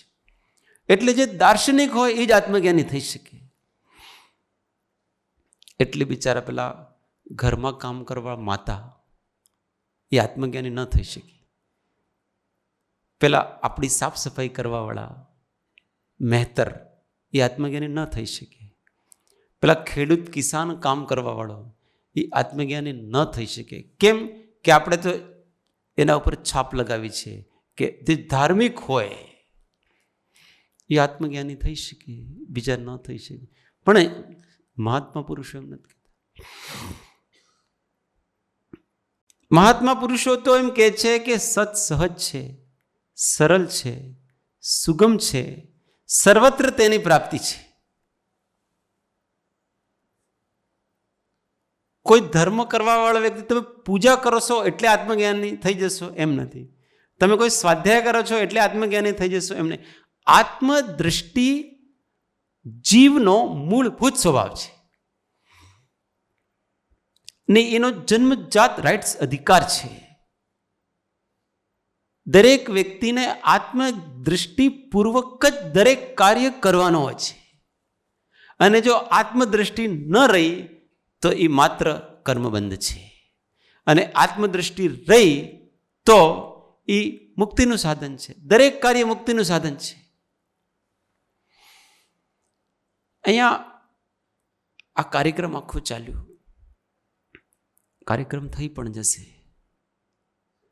એનાથી આપણે બંધાયા કે મુક્ત થયા એ આપણે નિરીક્ષણ કરવાનું છે. આપણે તો દરેકમાંથી મુક્ત થવાનું છે. કેમ કે પહેલા જ આપણે કીધું, સા વિદ્યાયા વિમુક્ત.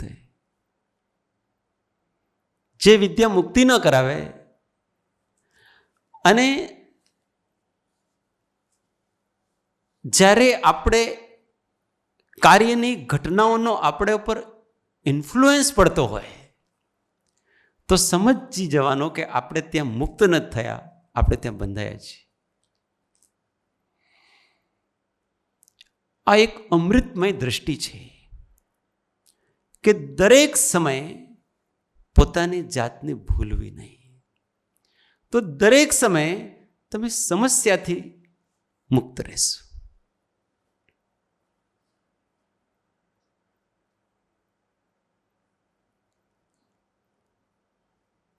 આપણે તો નાની નાની વાતોથી જ હજી સુધી મુક્ત નથી થયા.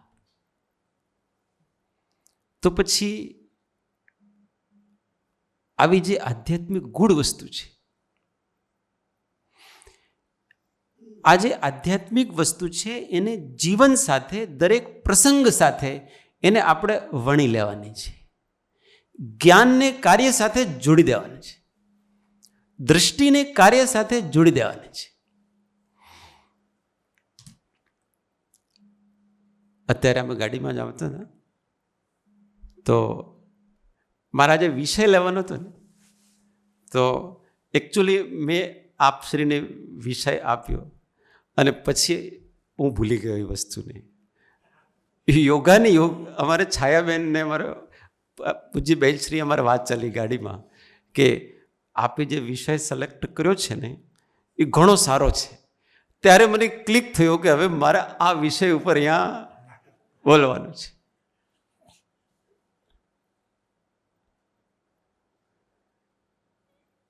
કોઈ પણ વિષય ઉપર બોલવાનું જ હોય, પણ એક વસ્તુ ખાલી રાખો, બોલતા પહેલા ખાલી થઈ જાઓ. જો તમે એના પ્રોબ્લેમમાં રહેશો, મારે આ બોલવું છે, આમ છે, આપણે અનુસાર નથી થતો આ. અને જે પુરુષ અવકાશયુક્ત છે એ પૂર્ણ છે.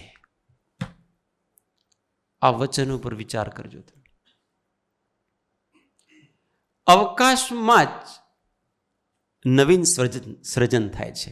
આ હું મારા બાજુમાં બેઠા છે ને કુમારપાળભાઈ, એમને એટલે એમની ભાષા છે. કેમ કે અસર પડે ને થોડો, આવા મોટા મોટા શબ્દો એમના કારણથી મને અંદરથી આવે છે. અવકાશમાં નવીન સર્જન થાય છે. તમે નિશ્ચિંત રહો હંમેશા, નિર્ભય રહો હંમેશા, અને હંમેશા પોતાની આત્મશાંતિમાં જાગૃત રહો. તમને દરેક વખતે ખબર પડશે કે આ સમયે મારે આ કરવાનું છે, આ સમયે મારે આ બોલવાનું છે, અત્યારે મારે આ કર્તવ્ય છે. બધું તમારી મતિ, તમારી બુદ્ધિ ઓટોમેટિક ચાલશે. તમે દિમાગમાં ઘણું બધું લઈને ન ચાલો. હંમેશા એટલા ઇઝી રહો, ખાલી રહો, હંમેશા પ્રેઝન્ટ અવસ્થામાં. કે એ પરિસ્થિતિ હશે, એ પરિસ્થિતિમાં જે સહજ ચૈતન્યમાં સૂઝશે એવી રીતે આપણે કરવાનું છે. આનાથી વ્યક્તિ એટલો હળવો રહે છે. આનું નામ આ આત્મજ્ઞાનનો પ્રતાપ છે. આત્મજ્ઞાન એટલે શું છે કે સદૈવ આપણે પોતાની જાતને પ્રાધાન્યતા આપવી, પોતાની સહજતાને, સાહજિકતાને, નૈસર્ગિકતાને, શાંતિને પ્રાધાન્યતા આપવી, પોતાની જાગૃતિ રાખવી. બાકી બહારનું કામ તો આપણે ઓટોમેટિક થવાનું જ છે. આપણને એમ લાગે છે કે આપણે વિચારીએ એમ થાય છે, આપણને એમ લાગે છે કે આપણે પ્લાન કરીએ એમ થાય છે. એવું નથી. જે થવાનું છે એના અનુસાર વિચાર આવે છે, એના અનુસાર પ્લાન થાય છે. હવે જે થવાનું છે એ થશે જ. તમે ચિંતા ન કરો, તમે સંકલ્પ માત્ર કરો. તમે સંકલ્પ કરો અને છોડો. હવે ઉચ્ચતર શક્તિ, સુપર પાવર એ તમારે કરાવશે. તમારું કામ એટલું જ છે, તમે હંમેશા તમારા સ્વભાવને ન છોડો. અને જો આટલું આપણે પકડી રાખ્યું ને તો બધું ઓટોમેટિક થતું જાય છે ને એટલો આનંદથી થતું જાય છે. અને આટલું કરવામાં મને નથી લાગતું કે કોઈ મોટો વિશ્વકોશની આપણે ભણવું પડતું હશે, મોટા મોટા શાસ્ત્રો ભણવા પડતા. આ આખો વિશ્વકોશ છે ને એ આ એક જ શબ્દમાં સમાય છે કે તમે પોતાના મૂળ પરમાર્થ સ્વભાવને હંમેશા દૃષ્ટિમાં રાખો. અને તમારાથી બધું ઓટોમેટિક થતું જશે. કોઈ સમસ્યા જ નથી રહેતી. સૌથી મોટો સમસ્યા શું છે? અહંકારની, જીવની. સૌથી મોટો શત્રુ દરેક વખતે આ અહંકાર જ નડે છે. ને અહંકાર એનું જ નામ છે કે તમે વાસ્તવિક કોણ છો એ હંમેશા તમે ભૂલી જ જાઓ છો. એટલે તમને એમ લાગે છે કે હું આ છું. કોઈને એમ લાગે કે આજે સામે બેઠા છે એ નાના છે, જ્યાં અહીંયા બેઠા છે ને એ મોટા છે.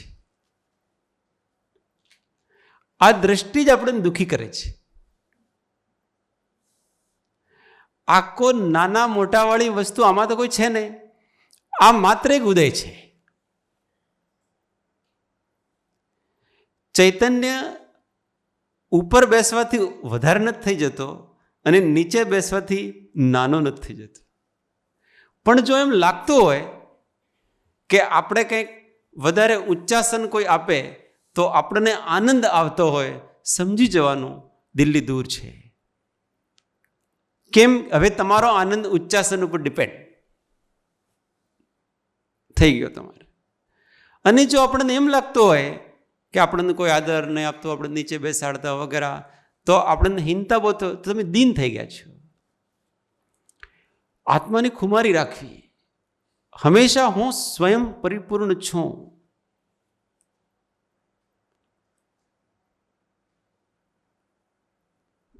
નાની મોટી કોઈ વસ્તુ નથી આમાં. આ આધ્યાત્મિક દૃષ્ટિ છે. અને નાના થવામાં જે આનંદ છે એ મોટા થવામાં ક્યાં છે? જેટલા જેટલા નાના થઈશું એટલા અંદરથી મોટા થઈશું. આખા જગતના સેવક બનવાની જેની, શિષ્ય બનવાની જેની સામર્થ્ય છે, તે જ આખા જગતનો ગુરુ બની શકે છે. અને આખા જગતનો ગુરુ બને તો એ એકચ્યુઅલી અંદરથી આખા જગતનો સેવક જ છે. એના હૃદયમાં અંદર તમે ઝાંકો ને,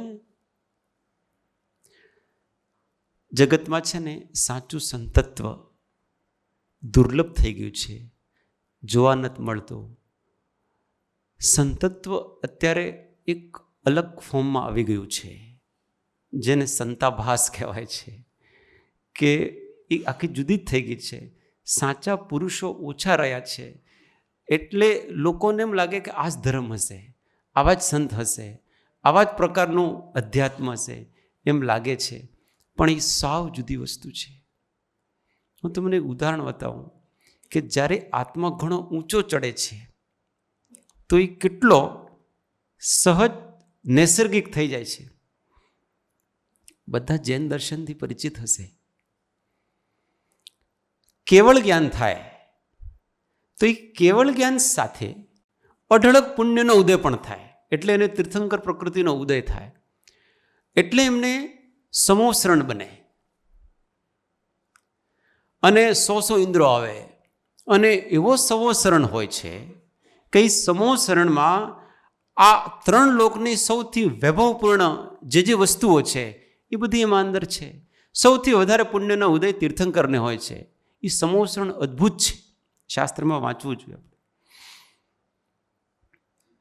જબરજસ્ત પુણ્યનો ઉદય એમનો. અને હવે જો વસ્તુ એને સિદ્ધ થવો છે. સિદ્ધ થવો છે તો એ કેવો થાય છે? અત્યારે ભગવાન ઉચ્ચાસન પર વિરાજમાન છે, 3 લોકના નાથ છે.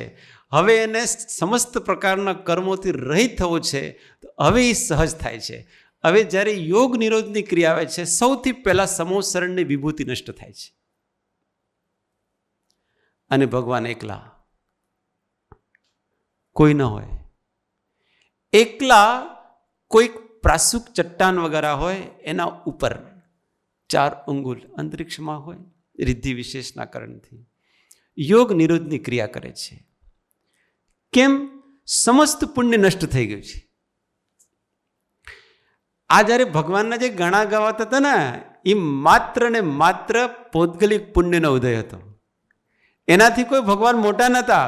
હવે ભગવાનને સિદ્ધ થવું છે, મોટો થવો છે, એટલે હવે ભગવાન નૈસર્ગિક થઈ ગયા. હવે આ બધું આડંબર ન જોઈએ ભાઈ, આ માત્ર આડંબર છે. અને જ્યાં સુધી આડંબર હતો ત્યાં સુધી એમની મુક્તિ નહોતી. કેમ કે જ્યાં સુધી પુણ્ય હોય ત્યાં સુધી મુક્તિ કેવી રીતે હોય? ન જ હોય. એટલે બધું પુણ્ય ડિમોલિશ કરે છે ભગવાન એકલા. કોઈ નમસ્કાર કરવાવાળા નહીં, કંઈ નહીં. આદિનાથ ભગવાનને વિશે આવે છે કે 3 દિવસ સુધી એમને યોગ નિરોધની પ્રક્રિયા ચાલી. આ 3 યોગોનો નિરોધ કરે છે. આ તો શાસ્ત્રીય વાત છે. પણ કહેવાનો અર્થ એમ છે કે જગતમાં માત્ર એક પુણ્યને જ આપણે સુખ માનીએ છીએ. અને એ જ સુખથી આપણે ટેવાઈ ગયા છીએ. પુણ્ય કોઈ સુખ નથી, સુખ દૃષ્ટિ છે, આધ્યાત્મિક દૃષ્ટિ છે. અને આ આધ્યાત્મિક દૃષ્ટિ જ્યારે ગૌણ થઈ જાય છે જીવનમાં, ત્યારે બધી સમસ્યાઓ આવી જાય છે. શા માટે આપણે જન્મથી કેવા હતા આપણે? કેટલા નિર્દોષ, કેટલા નૈસર્ગિક, કેટલા સહજ. એવા આપણે તા ઉંમર શા માટે ન રહી શકીએ?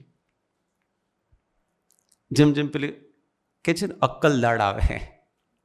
દાડ આવે ને, પેલો દાંત, અક્કલ દાડ કહેવાય. ડાપણની દાળ, હિન્દીમાં એને અક્કલ દાળ કહેવાય છે. ડાપણની દાળ આવે અને વ્યક્તિ ચતુર થવા લાગે છે. અને જેટલો જેટલો ચતુર થાય છે એને ખબર પડે છે કે દુઃખી થાય છે. ચતુરાઈ દુઃખ દેશે તમને. કોના આગળ ને શું ચતુરાઈ? પોતાને દુઃખી કરીને શું સ્વાર્થ સિદ્ધ કરવો છે? આ અહંકાર જ ક્રોધ ઉત્પન્ન કરે છે. કેમ કે પોતાનો માનીતો ન થાય, ક્રોધ થાય. અહંકાર જ માન ઉત્પન્ન કરે છે. પોતાને માનીતું થઈ જાય તો એને અહંકાર થાય કે મેં કર્યું. ને આ અહંકાર જ માયા ઉત્પન્ન કરે છે. કેમ કે જો સીધા રસ્તાથી ન થાય તો આપણે એને બીજા રસ્તાથી કાઢવાનું. એ જ માયા ઉત્પન્ન કરે છે. અહંકાર જ લોભ ઉત્પન્ન કરે છે. કેમ કે અહંકાર જ એમ કહે છે કે તું સુખી નથી. કેમ કે પોતાની જાતને સીમિત કરી રાખ્યું છે. આપણે એક શરીર અને એક મન, એના ઉપર એટલે સીમિત થઈ ગયા છે આપણે. ને આખો દિવસ શરીર અને મન પોતાની જાતને માનીએ છીએ ને એ જ માનીને જીવીએ છીએ. એટલે મન પ્રસન્ન હોય એવી રીતે કરીએ છીએ અને મન માત્ર વાસનાથી, વિષયોથી પ્રસન્ન હોય છે. મનની પ્રસન્નતા માત્ર વિષય અને વાસના છે. તમે વિષય અને વાસના એને આપતા રહેશો, મન પ્રસન્ન રહેશે. અને આ વિષય અને વાસનાની ઈચ્છાના કારણથી આ લોભ થાય છે. કંઈક ઈચ્છા, કંઈક મળે તો સારું, માન મળે તો સારું, આ સામગ્રી મળે તો સારું, આ મળે તો સારું. કેમ? અહંકાર. એ પોતાની જાતને શરીર માને છે, મન માને છે. પણ એ ખબર નથી કે એ વ્યક્તિ સહજ જ પ્રસન્ન છે. પ્રસન્નતા એનો સહજ સ્વભાવ છે. આનંદ એનો સહજ સ્વભાવ છે. આ સ્વભાવને આપણે ઓળખીએ અને જીવતા જ મુક્ત થઈએ. મુક્તિ ક્યારેક મળશે? અત્યારે તો તપ કરીશું, ત્યાગ કરીશું, બધું કરીશું અને પછી છેલ્લે જ્યારે મરીશું ત્યારે આપણને મુક્તિ મળશે. એવો કોઈ મોક્ષનો સ્વરૂપ શ્રી સર્વજ્ઞ વીતરાગ ભગવાને નથી કીધું. મુક્તિ સદૈવ હંમેશા મુક્ત ભાવમાં મુક્તિ છે. એટલે પહેલું જે વચન હતું, સા વિદ્યાયા વિમુક્ત. હંમેશા જ્ઞાનની જાગૃતિ રાખીએ, ચૈતન્યની જાગૃતિ રાખીએ, હંમેશા પોતાની જાતને મુક્ત અનુભવ કરીશું આપણે. આવી મુક્તિનો જે બોધ આપ્યો એવા સદગુરુદેવને હું નમસ્કાર કરું છું. અને આવી મુક્તિની જે દૃષ્ટિ છે એ દૃષ્ટિ જગતના સર્વ જીવોને પ્રાપ્ત હોય એવી હું શુભ ભાવના કરું છું. ને આ બધું જેટલા આપણે સારા કામ કરીએ છીએ, આ સારા કામથી મતિની શુદ્ધિ થાય છે. અને એ મતિની શુદ્ધિ આપણા અંદર એવા પ્રકારની વિશુદ્ધિ કરે છે કે એનાથી અંતે જીવને સાચું આત્મજ્ઞાન અને વૈરાગ્ય તરફ જવા એને દૃષ્ટિ મળે છે. અને આ બધાને એનો પ્રોસેસ શું છે કે જ્યારે આપણે સારા સારા કામ કરતા હોઈએ ને તો આપણને સારા સારા વ્યક્તિ મળે. અને એમાં ભાગ્યોદયથી કોઈક જ્ઞાની સંત મળી જાય છે. અને હું આત્મવિશ્વાસથી અને કોન્ફિડન્સથી કહી શકું છું કે કુમારપાળભાઈ સાહેબને આજે આત્માનંદજી મળ્યા છે ને એ આ એમને પુણ્યથી મળે છે, આ કરવાથી મળે છે.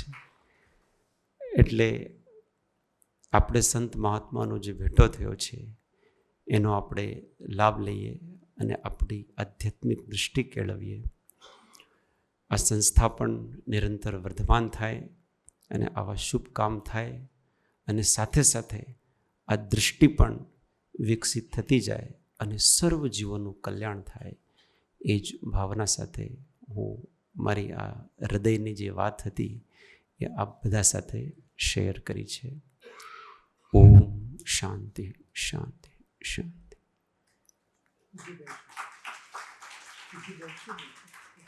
સંત શ્રી સુરેશજીને આપણે સાંભળ્યા. ખૂબ સુંદર રીતે એમણે આધ્યાત્મિક દૃષ્ટિ, સમસ્યા અનેક, સમાધાન એક એ વિશે પ્રકાશ ફેંક્યો. આપણી સાથે પૂજ્યબેન શ્રી શર્મિષ્ઠાબેન છે. આપણે એમના વાણી પ્રસાદથી પણ ગૌરવાન્વિત થઈએ. બેન શ્રી શર્મિષ્ઠાબેન આપણને આશીર્વચન પાઠવશે. ઓંકારમ બિંદુ સંયુક્તમ નિત્યમ ધ્યાયન્તિ યોગિનઃ કામદમ મોક્ષદમ ચૈવ ઓંકારાય નમો નમઃ. પરાત્પર ગુરુવે નમઃ. પરંપરાચાર્ય ગુરુવે નમઃ. પરમ ગુરુવે નમઃ. સાક્ષાત પ્રત્યક્ષ સદગુરુએ નમો નમઃ. આદરણીય શ્રી કુમારભાઈને ભાવપૂર્વક જય સદગુરુ વંદન. જે પુરુષ છે અને બધા જે પધાર્યા છે, આપણા પિયરિયા કોબાથી જે બધા આવ્યા છે એ ડૉક્ટર કુમારભાઈના પિયરિયા છે. તો એમને ખરેખર બધાને જય સદગુરુ વંદન કહું છું. બસ એક મને વાત આપતી મને ખૂબ અંદરથી ભાવાત્મક લાગી કે ડૉક્ટર કુમારભાઈએ કહ્યું એમની સંવેદનશીલ ભાષામાં કે કોબા મારું પિયર છે અને કોબાથી બધા અહીંયા પધાર્યા છે. તો કુમારભાઈ આપણા ભાઈ છે એટલે કેટલો આનંદ છે. આપણા ભાઈ બહેનો સૌ સાથે મળ્યા છે અને ભાઈ તો અવારનવાર કોબા પધારીને આપણે બધાનું ધ્યાન રાખતા હોય છે. મને યાદ છે કે જ્યારે મારી અસ્વસ્થતા હતી ત્યારે ડૉક્ટર કુમારભાઈને લંડન જવાનું હતું એવોર્ડ માટે, પણ તેઓ એક કે બે પહેલાં જ એ ખાસ પૂછવા માટે આવે કે આપણું સ્વાસ્થ્ય કેમ છે. અને પૂજ્યશ્રી સાથે તો એમના સંબંધની તો શું વાત કરવી. એકવાર તેઓ સાથે મુંબઈ જતા હતા તો એરપોર્ટ પર જે થોડું ટાઈમ સાહેબજીને અલ્પાહાર લેવાનો હતો તો ડૉક્ટર કુમારભાઈ અને સાહેબજી એટલી સરસ ધર્મ વાર્તા કરી અને ડૉક્ટર કુમારભાઈએ પૂજ્યશ્રીને જે પણ અલ્પાહાર આપવાનો તો આપ્યો અને એમને જોઈને એટલો મને આનંદ થયો કે આ કેટલી આવી વાર્તા આ એરપોર્ટ પર થઈ રહી છે. તો ડૉક્ટર કુમારભાઈને હું એટલે આપણા બધાનો ભાઈ છે તો એ ભાઈનો કેવો સંબંધ હોય. ભાઈ એટલે કેવા હોય કે જે દુઃખમાં સુખમાં બધાની સાથે આપણી સાથે રહે. તો એક છેલ્લી એક વાત કહું છું. સૌ પ્રાણી આ સંસારના સન્મિત્ર મુજવાલા થજો, સદગુણમાં આનંદ માનું મિત્ર કે વૈરી હજુ. દુખિયા પ્રતિ કરુણા અને દુશ્મન પ્રતિ મધ્યસ્થતા, શુભ ભાવના પ્રભુચાર્યા પામો હૃદયમાં સ્થિરતા. અંતમાં પૂજ્યશ્રી જે સૂત્ર આપણે હૃદયમાં સ્થાપન કરવાનું જે કહ્યું તે સૂત્ર સૌ ભાવથી સાથે બોલીશું. હું આત્મા છું, આપનો સેવક છું, સૌનો મિત્ર છું. હું આત્મા છું, આપનો સેવક છું, સૌનો મિત્ર છું. હું આત્મા છું, આપનો સેવક છું, સૌનો મિત્ર છું. આપ આવનાર કોબા પધારો તો અમને આનંદ થશે. પિયર તો આવવું પડે થોડા.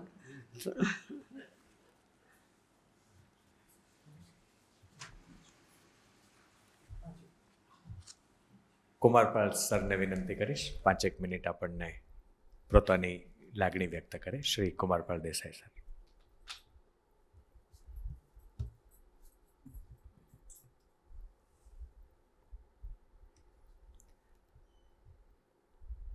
એક સ્કૂલમાં ઇન્સ્પેક્ટર ઇન્સ્પેક્શન માટે આવ્યા. વિદ્યાર્થીઓની હાજરી લીધી. એક વિદ્યાર્થીએ 2 વખત હાજરી પુરાવી. એટલે ઇન્સ્પેક્ટરે પૂછ્યું કેમ તમે 2 વાર હાજરી પુરાવી? એટલે કહ્યું કે સાહેબ જે બીજા વિદ્યાર્થીની મેં હાજરી પુરાવી છે એ ક્રિકેટ રમવા ગયો છે, એટલે એના વતી મેં હાજરી પુરાવી છે. એટલે ઇન્સ્પેક્ટર અકળાયા કે તમે બધા કેવા છો? તમે વર્ગ શિક્ષકને કહ્યું કે તમે તમારા વિદ્યાર્થીઓને જાણતા નથી. આ તમને ખ્યાલ આવવો જોઈએ ને કે એક વિદ્યાર્થી 2 વાર હાજરી પુરાવે છે. શિક્ષકે કહ્યું કે સાહેબ હું આ વર્ગનો વર્ગ શિક્ષક નથી, આજે વર્ગ શિક્ષક છે એ મેચ જોવા ગયા છે. એટલે પ્રોક્સીથી હું અહીંયા આવ્યો છું. ઇન્સ્પેક્ટરે કહ્યું કે જો હું ખરેખર તમારી સામે સખત પગલાં લઉં, પણ બન્યું છે એવું કે જે ઇન્સ્પેક્ટર આવવાના હતા એ પણ મેચ જોવા ગયા છે, માટે હું એને બદલે અહીંયા આવ્યો છું. આમ બધું બદલાઈ જાય છે. અને ત્યારે પૂજ્ય શ્રી સુરેશજીએ જે વાત કરી અધ્યાત્મની અને જૈન દર્શને એક જ વાત કરી, મૂળને સ્પર્શો. આ વૃક્ષ, એના અનેક પાંદડાઓ, એનું થડ, એને ધીરે ધીરે જઈએ એટલે મૂળને છેક મૂળિયા, એ મૂળિયાને સ્પર્શો. હિન્દુ શાસ્ત્રોએ એને બીજ તત્વથી આપણને સમજાવ્યું કે આને આપણે અધ્યાત્મ કહીએ છીએ. મહાવીર સ્વામી એક શબ્દ આપ્યો, બહુ અદ્ભુત શબ્દ છે ભગવાનનો, એ છે અપ્રમાદ યોગ. તારા જીવનમાં પળે પળ, ક્ષણે ક્ષણ, દ્રષ્ટિપૂતમ ન્યસેત પાદમ, એક એક પગલું મૂક અને દ્રષ્ટિથી પવિત્ર કરીને મૂક. એ અપ્રમાદ યોગનો એમણે આપણને સિદ્ધાંત આપ્યો. ભગવાન બુદ્ધે એને સમ્યક સ્મૃતિ કહ્યું. ગુરજીએફે એને બહુ સરસ, સાહેબજીએ કહ્યું સેલ્ફ રિમેમ્બરિંગ, તમારી જાતને જાણો એટલે તમને બધું મળી જશે. અને ઉપાધ્યાય યશો વિજયજીએ કહ્યું, સાહેબજીએ પણ એ પણ વાત કરી પેલી વાસનાની ને એ બધી, કે તારું જીવન એ શું છે? તારું જીવન એક યુદ્ધ છે. અને એ કોની સામેનું યુદ્ધ છે તારું? એ તારું મોહ મલ્લ સામેનું યુદ્ધ છે. મોહરૂપી મલ્લ, એની સામે તું લડી રહ્યો છે, અને માટે આ છે. એ જ રીતે સાહેબજીએ જે ભીતરની વાત કરી ત્યારે મને યાદ આવ્યું, શ્રીમદ ભગવદ્ ગીતા સ્વરૂપાનુસંધાનની વાત કરે છે. સ્વરૂપ સાથે આપણે કઈ રીતે અનુસંધાન સાધી શકીએ. અને આવી રીતે આજે એમણે બહુ જ સરસ રીતે આપણને આ અધ્યાત્મના માર્ગની વાત કરી. અને અધ્યાત્મનો માર્ગ કેવો છે કે સાહેબજી વિષય પણ ભૂલી ગયા હતા. હા, એટલે તમે પણ ધ્યાન રાખજો જરા, કે આ જગત ભૂલશો તો જ અધ્યાત્મના માર્ગે જવાશે. આપ સૌ આવ્યા, આટલો બધો આનંદ મળ્યો. અને હું ઈચ્છું કે કોબા અને અહીંયા આપણે સૌ સાથે મળીએ, કંઈક નવું સર્જન થાય. આ સમાજમાં જેની સૌથી મોટી આવશ્યકતા છે. એમ કહેવાય છે કે ઇંગ્લેન્ડે આ જગતને બંધારણ આપ્યું, ફ્રાન્સે આ જગતને બંધુત્વ આપ્યું, એના 3 સિદ્ધાંતો હતા ફ્રાન્સના. જર્મનીએ આ જગતને શિસ્ત આપી, રશિયાએ આ જગતને સમજ આપી, અને ભારતે આ જગતને અધ્યાત્મ આપ્યું. એ અધ્યાત્મ જો આપણે આપી શકીએ અને એ આવા સંતો દ્વારા આપણને સતત મળતું રહે, એ ભાવના સાથે આપ સૌના આભાર સાથે 1-2 વાત અશ્વિનભાઈ કરશે. અશ્વિનભાઈ, અમે એવું છે કે જે માણસ પીરસતો એ કોણ છે એ જ ખબર ના પડે આપણને. અશ્વિનભાઈ બહુ મોટા પ્રોફેસર છે, વિરમગામ કોલેજના અધ્યાપક છે, ખૂબ તેજસ્વી વ્યક્તિ છે. અને અહીંયા અમે એક એવું આયોજન કરેલું છે વિશ્વકોશમાં કે એક માણસ ન હોય, ઘણા માણસ હોય. એટલે અમારે ત્યાં જે ભાઈ છે કિશોર, એ કિશોર આવ્યા ત્યારે તો એક મંડપ બાંધનારા ત્યાંથી આવ્યા હતા. પછી ધીરે ધીરે અમે એમને એવા પલોટ્યા કે આજે કમ્પ્યુટર પણ ચલાવે છે, માઇક પણ ચલાવે છે, વિડીયો પણ ચલાવે છે, ડ્રાઇવિંગ પણ કરે છે. શું બાકી છે મને સવાલ થાય છે હવે એના માટે. એટલે અશ્વિનભાઈ એક બહુ જ આપણા સરસ મજાના અધ્યાપક છે. બહુ જ મોટી જે કોન્ફરન્સો થાય અથવા સભાઓ થાય એનું એક સુપેરે સંચાલન કરવાના પણ નિષ્ણાત છે. એમણે એક પુસ્તક પણ લખ્યું છે, સરસ મજાનું પુસ્તક લખ્યું છે કે તમે સભાઓનું સંચાલન કરો તો કેવી સરસ રીતે કરવું જોઈએ. જુઓ કે તમને સહેજે એક ક્ષણ પણ કંટાળો ન આવે. એ અહીંયા અમને સૌને મદદ કરે છે. અને એટલે જ એ અશ્વિનભાઈને થોડીક વાત કરવાનું કહું. અને ખાસ તો એની સાથોસાથ મારે આપને કહેવું છે કે આપણી પાસે સમય હોય તો અને બીજા માળે અમે એક પુસ્તક પ્રદર્શન પણ ચાલે છે અત્યારે, એને પણ આપ મુલાકાત લેશો. અશ્વિનભાઈ. હું સાહેબનો વિદ્યાર્થી છું એનો મને વિશેષ આનંદ છે. સાહેબ પાસે મેં એમએ કર્યું છે. હું આગામી કાર્યક્રમો અને અન્ય વિગતોથી આપને માહિતગાર કરું એ પહેલાં આપણી વચ્ચે ટ્રસ્ટી શ્રી ડૉક્ટર રાજેશભાઈ સોનેજી છે. હું એમને આ ક્ષણે એમનો પ્રતિભાવ વ્યક્ત કરવા માટે વિનંતી કરું છું. શ્રીમદ રાજચંદ્ર આધ્યાત્મિક સાધના કેન્દ્ર કોબાના ટ્રસ્ટી ડૉક્ટર રાજેશભાઈ સોનેજી આપ સૌ વતી પોતાનો પ્રતિભાવ પ્રસ્તુત કરશે.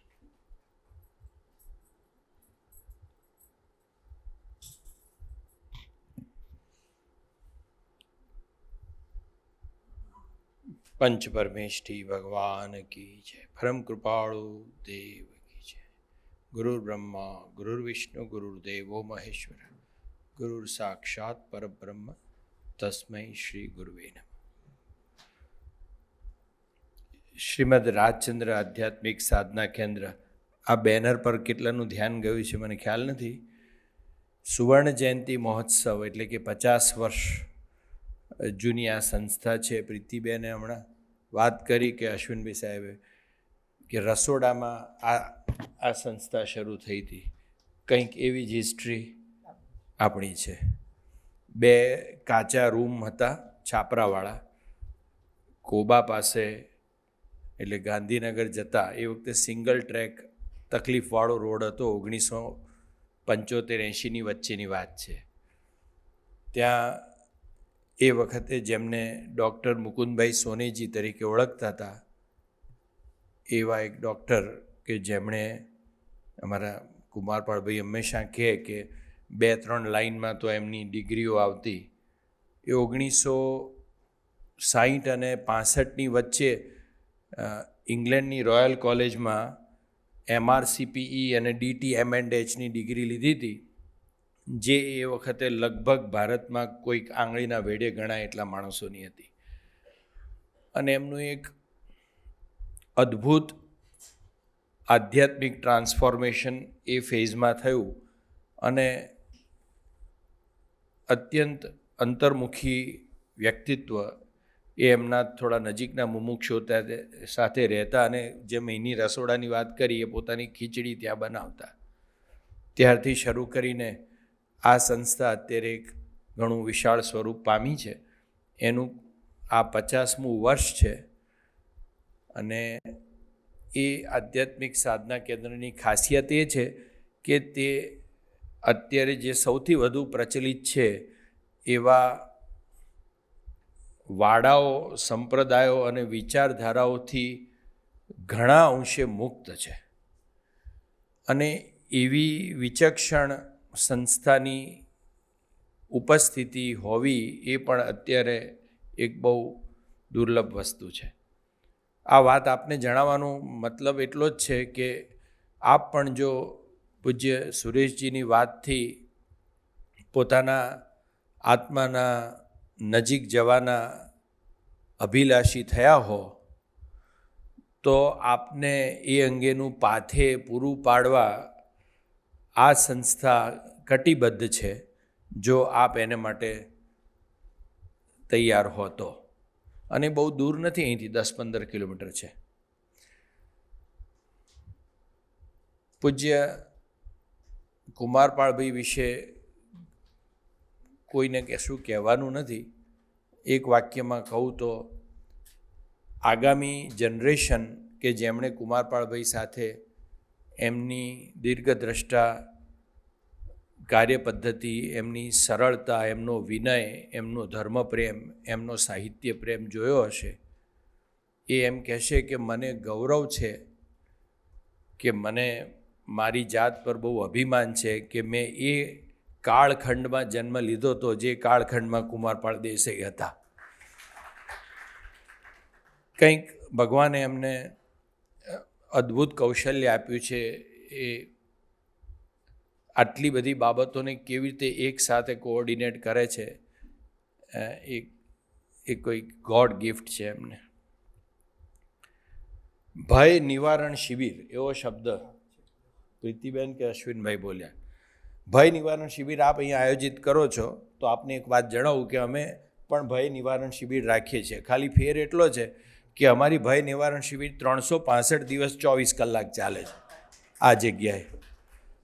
એટલે આપને જો ભય નિવારણ માટે કંઈ પણ જરૂરિયાત હોય તો પૂજ્ય સુરેશજીની નિશ્રામાં 365 ડેઝ એ યર આવી શકો છો. છેલ્લી વાત, સંસ્થાના 50 વર્ષના અનુસંધાનમાં એક શિબિરનું આયોજન થયું છે. એ 30 નવેમ્બર, 1 ડિસેમ્બર અને 2 ડિસેમ્બર, એટલે 2 ડિસેમ્બર પૂજ્ય સાહેબજીનો જન્મમંગલ દિવસ છે. એ દિવસે ત્યાં જે મુખ્ય સ્વાધ્યાય હોલ છે, જે આશરે નહીં 1990માં પૂજ્ય પ્રમુખ સ્વામીના હસ્તે એનું લોકાર્પણ થયેલું. પૂજ્ય પ્રમુખ સ્વામી તો હવે રજા લીધી, પણ હજુ એમના પવિત્ર સ્પંદનો ત્યાં છે અને એ જગ્યાએ અદ્ભુત સંખ્યામાં વિદ્વાનો, સંતો, આચાર્યો અને બહુ મહાન વ્યક્તિઓ આવ્યા છે. એના જે મુખ્ય ચિત્રપટ છે એમાં પૂજ્ય પરમ કૃપાળુદેવ, પૂજ્ય આચાર્ય પરવર શ્રી કુંદકુંદ ભગવાન અને પૂજ્ય લઘુરાજ સ્વામીના એ ચિત્રપટનું અમે પરિવર્તન કરવાના છીએ, કારણ કે હવે 35 યર્સમાં એજિંગ ઇફેક્ટ છે.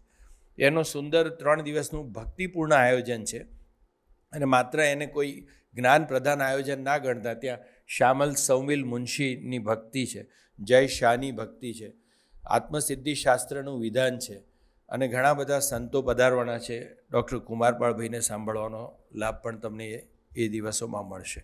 તો એવું એક આ કોમન ઇન્વિટેશન કાર્ડ છે, હું અમારા કોબા પરિવાર તરફથી ડૉક્ટર સાહેબને હું આપું છું. બીજા ઇન્વિટેશન કાર્ડ પણ બહાર મળશે. એનું ડિજિટલ ઇન્વાઇટ જે અત્યારના જમાનામાં જરૂરી છે એ પણ અવેલેબલ છે. જો આપ નંબર અમારા કોબા પરિવારના મિત્રોને આપશો તો આપના ફોન પર એ ડિજિટલ ઇન્વાઇટ પણ આવશે. તો એ બાને તમારે ત્યાં સંસ્થામાં આવવાનો એક પરિચય થશે, એ સંસ્થાનું એક ફર્સ્ટ હેન્ડ ફીલ આવશે આપને કે આનો સ્વભાવ પ્રકાર શું છે. પણ પૂજ્ય સાહેબજી વતી, પૂજ્ય બેનશ્રી વતી, પૂજ્ય સુરેશજી વતી અને અમે સૌ કોબાના સેવકો વતી હું આપને ત્યાં કોબા પધારવા એક હાર્દિક નિમંત્રણ આપું છું. કારણ કે આપ ત્યાં આવશો તો તમને આ એક વિચક્ષણ અભિગમનો અનુભવ થશે. તો આપ જરૂરથી પધારો એવી આપ સૌને વિનંતી. છેલ્લી વાત, ઘણા બધા સંતોના, કદાચ સેંકડોની સંખ્યામાં સંતોના સંપર્કમાં ડૉક્ટર સાહેબ આવેલા છે અને કેટલાના તો જીવની એમણે લખી છે, કેટલા ઉદ્યોગપતિઓની બાયોગ્રાફી મેં એમની વાંચેલી છે. પણ અંદરની વાત મારે કેટલી કહેવી છે કે સાહેબજીને મળ્યા પછી, પૂજ્ય બેનશ્રીએ પણ એનો ઉલ્લેખ કર્યો, એમના જીવનમાં જે ઇમ્પેક્ટ આવ્યો છે એ અદ્ભુત રીતે વ્યક્ત કરે છે. અને એક એમનો શબ્દ છે કે સાહેબજીએ બધાએ ઘણી વસ્તુ દુનિયામાં જોઈ, સાહેબજીએ આખું આકાશ જોયું છે. એ શબ્દ તમે વાપરતા હો છો.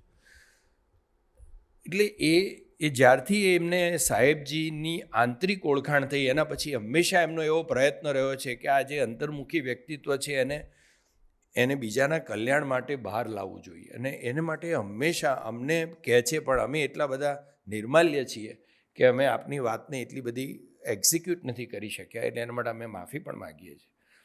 પણ સાહેબજીના વ્યક્તિત્વને જો ઓળખીને જગત સમક્ષ યોગ્ય રીતે પ્રસ્તુત કરવામાં આવે અને એ વિચારધારાને પ્રસ્તુત કરવામાં આવે તો એ બહુ પરમ કલ્યાણનું, અને સંસ્થા માટે તો ઠીક છે પણ સમાજ માટે અને જે અત્યારની અશાંત માનસિક પરિસ્થિતિ અને દુઃખ પ્રધાન જીવન થયું છે એમાં લોકોને અનેકશઃ રીતે શાંતિ પ્રદાન કરે એવું એક અદ્ભુત વ્યક્તિત્વ રજૂઆત કરવી, એવી એમની જે મનોદશા અને એમની ભાવના, એને આજે એક સાકાર સ્વરૂપ મળ્યું, એનો એક આનંદ છે. અને બહાર એક કાઉન્ટર રાખ્યું છે, એમાં સાહેબજીનું સાહિત્ય, સંસ્થા વિશેની અન્ય માહિતી વગેરે છે. પણ પ્રત્યક્ષ તો આપ ત્યાં આવશો ત્યારે જ એના સ્પંદનોનો અનુભવ કરી શકશો, પણ ઘણા અંશે એનો પરિચય આપ કેળવી શકશો. મેં ઘણો સમય લીધો છે. અમારા સાહેબજી કહેતા હતા, આવી રીતે એમનો જો સ્વાધ્યાય કોઈને યાદ હોય કે જ્ઞાન અને આનંદ એક સિક્કાની બે બાજુ છે. ભૈયાજીએ હમણાં જ એ વાત એમના સ્વાધ્યાયમાં પણ કહી. આ જ્ઞાનનું મંદિર છે. રવિવારે સવાર છે, કેટલા લોકો કાં તો ઓઘે ઘરના કે એટલે, અને કેટલાક જુદી જુદી તરતમતાથી પોતાના ભાવમાં પોતાના ઈષ્ટદેવને મંદિરમાં જતા હોય છે. આપણે બધા આજે રવિવારે સવારે એક સરસ્વતીના મંદિરમાં પધાર્યા છીએ. અદ્ભુત મંદિર છે. અને અહીંયા જે લોકોએ સેવા કરી છે, જેના નામ અશ્વિનભાઈ પ્રીતિબેન સાહેબ બોલ્યા, ધીરુભાઈ ઠાકરથી શરૂ કરીને આ બધા સામાન્ય વ્યક્તિ ના ગણતા અદ્ભુત મરણિયા ગળું કાપીને આપી શકે સમાજને એવા માણસોથી આ સંસ્થા ઊભી થઈ છે. આ બધા એક મોટા સેનાપતિથી નીચે ના માનવા. સમાજ જીવે છે તો આવા વ્યક્તિઓથી જીવે છે. એવા જ્ઞાનના મંદિરમાં આ જ્ઞાન અને આનંદની વાત આપણે અહીંયા સમજી શક્યા એ આપણું પણ એક સદભાગ્ય છે. તો આવા એક ઉત્તમ સવાર આપવા બદલ સમગ્ર વિશ્વકોશ પરિવારનો હું આભાર માનું છું સંસ્થા વતી. અને આ એક સરસ્વતીના યજ્ઞમાં અમારી એક નાનું યોગદાન સાહેબજી વતી, બેનશ્રી વતી, ભૈયાજી વતી અને સમગ્ર ટ્રસ્ટીઓ પ્રકાશભાઈ, બિપિનભાઈ બધા વતી છે. હું અહીંયા એની કંઈ વિશેષ જાહેરાત નથી કરવા માગતો, પણ આ હું પ્રકાશભાઈને વિનંતી કરું, એક 38 સેકન્ડ લઈ લો, આપ અહીંયા પધારો અને આપણા બધા વતી કુમારપાળભાઈને આપો. અમારો એક નમ્ર પ્રયાસ છે આ યજ્ઞ માટે. અમે બહુ અમારી શક્તિ ભક્તિ લિમિટેડ છે, પણ ફરીથી આપને સૌને ત્યાં પધારવા વિનંતી કરું છું અને સાહેબજીની આધ્યાત્મિક ચેતનાનો સ્પર્શ કરવા આપ જરૂરથી પધારજો. જય પ્રભુ. બોલો સદગુરુ દેવ કી જય. પરમ કૃપાળુ દેવ કી જય. Thank you Ashwinbhai.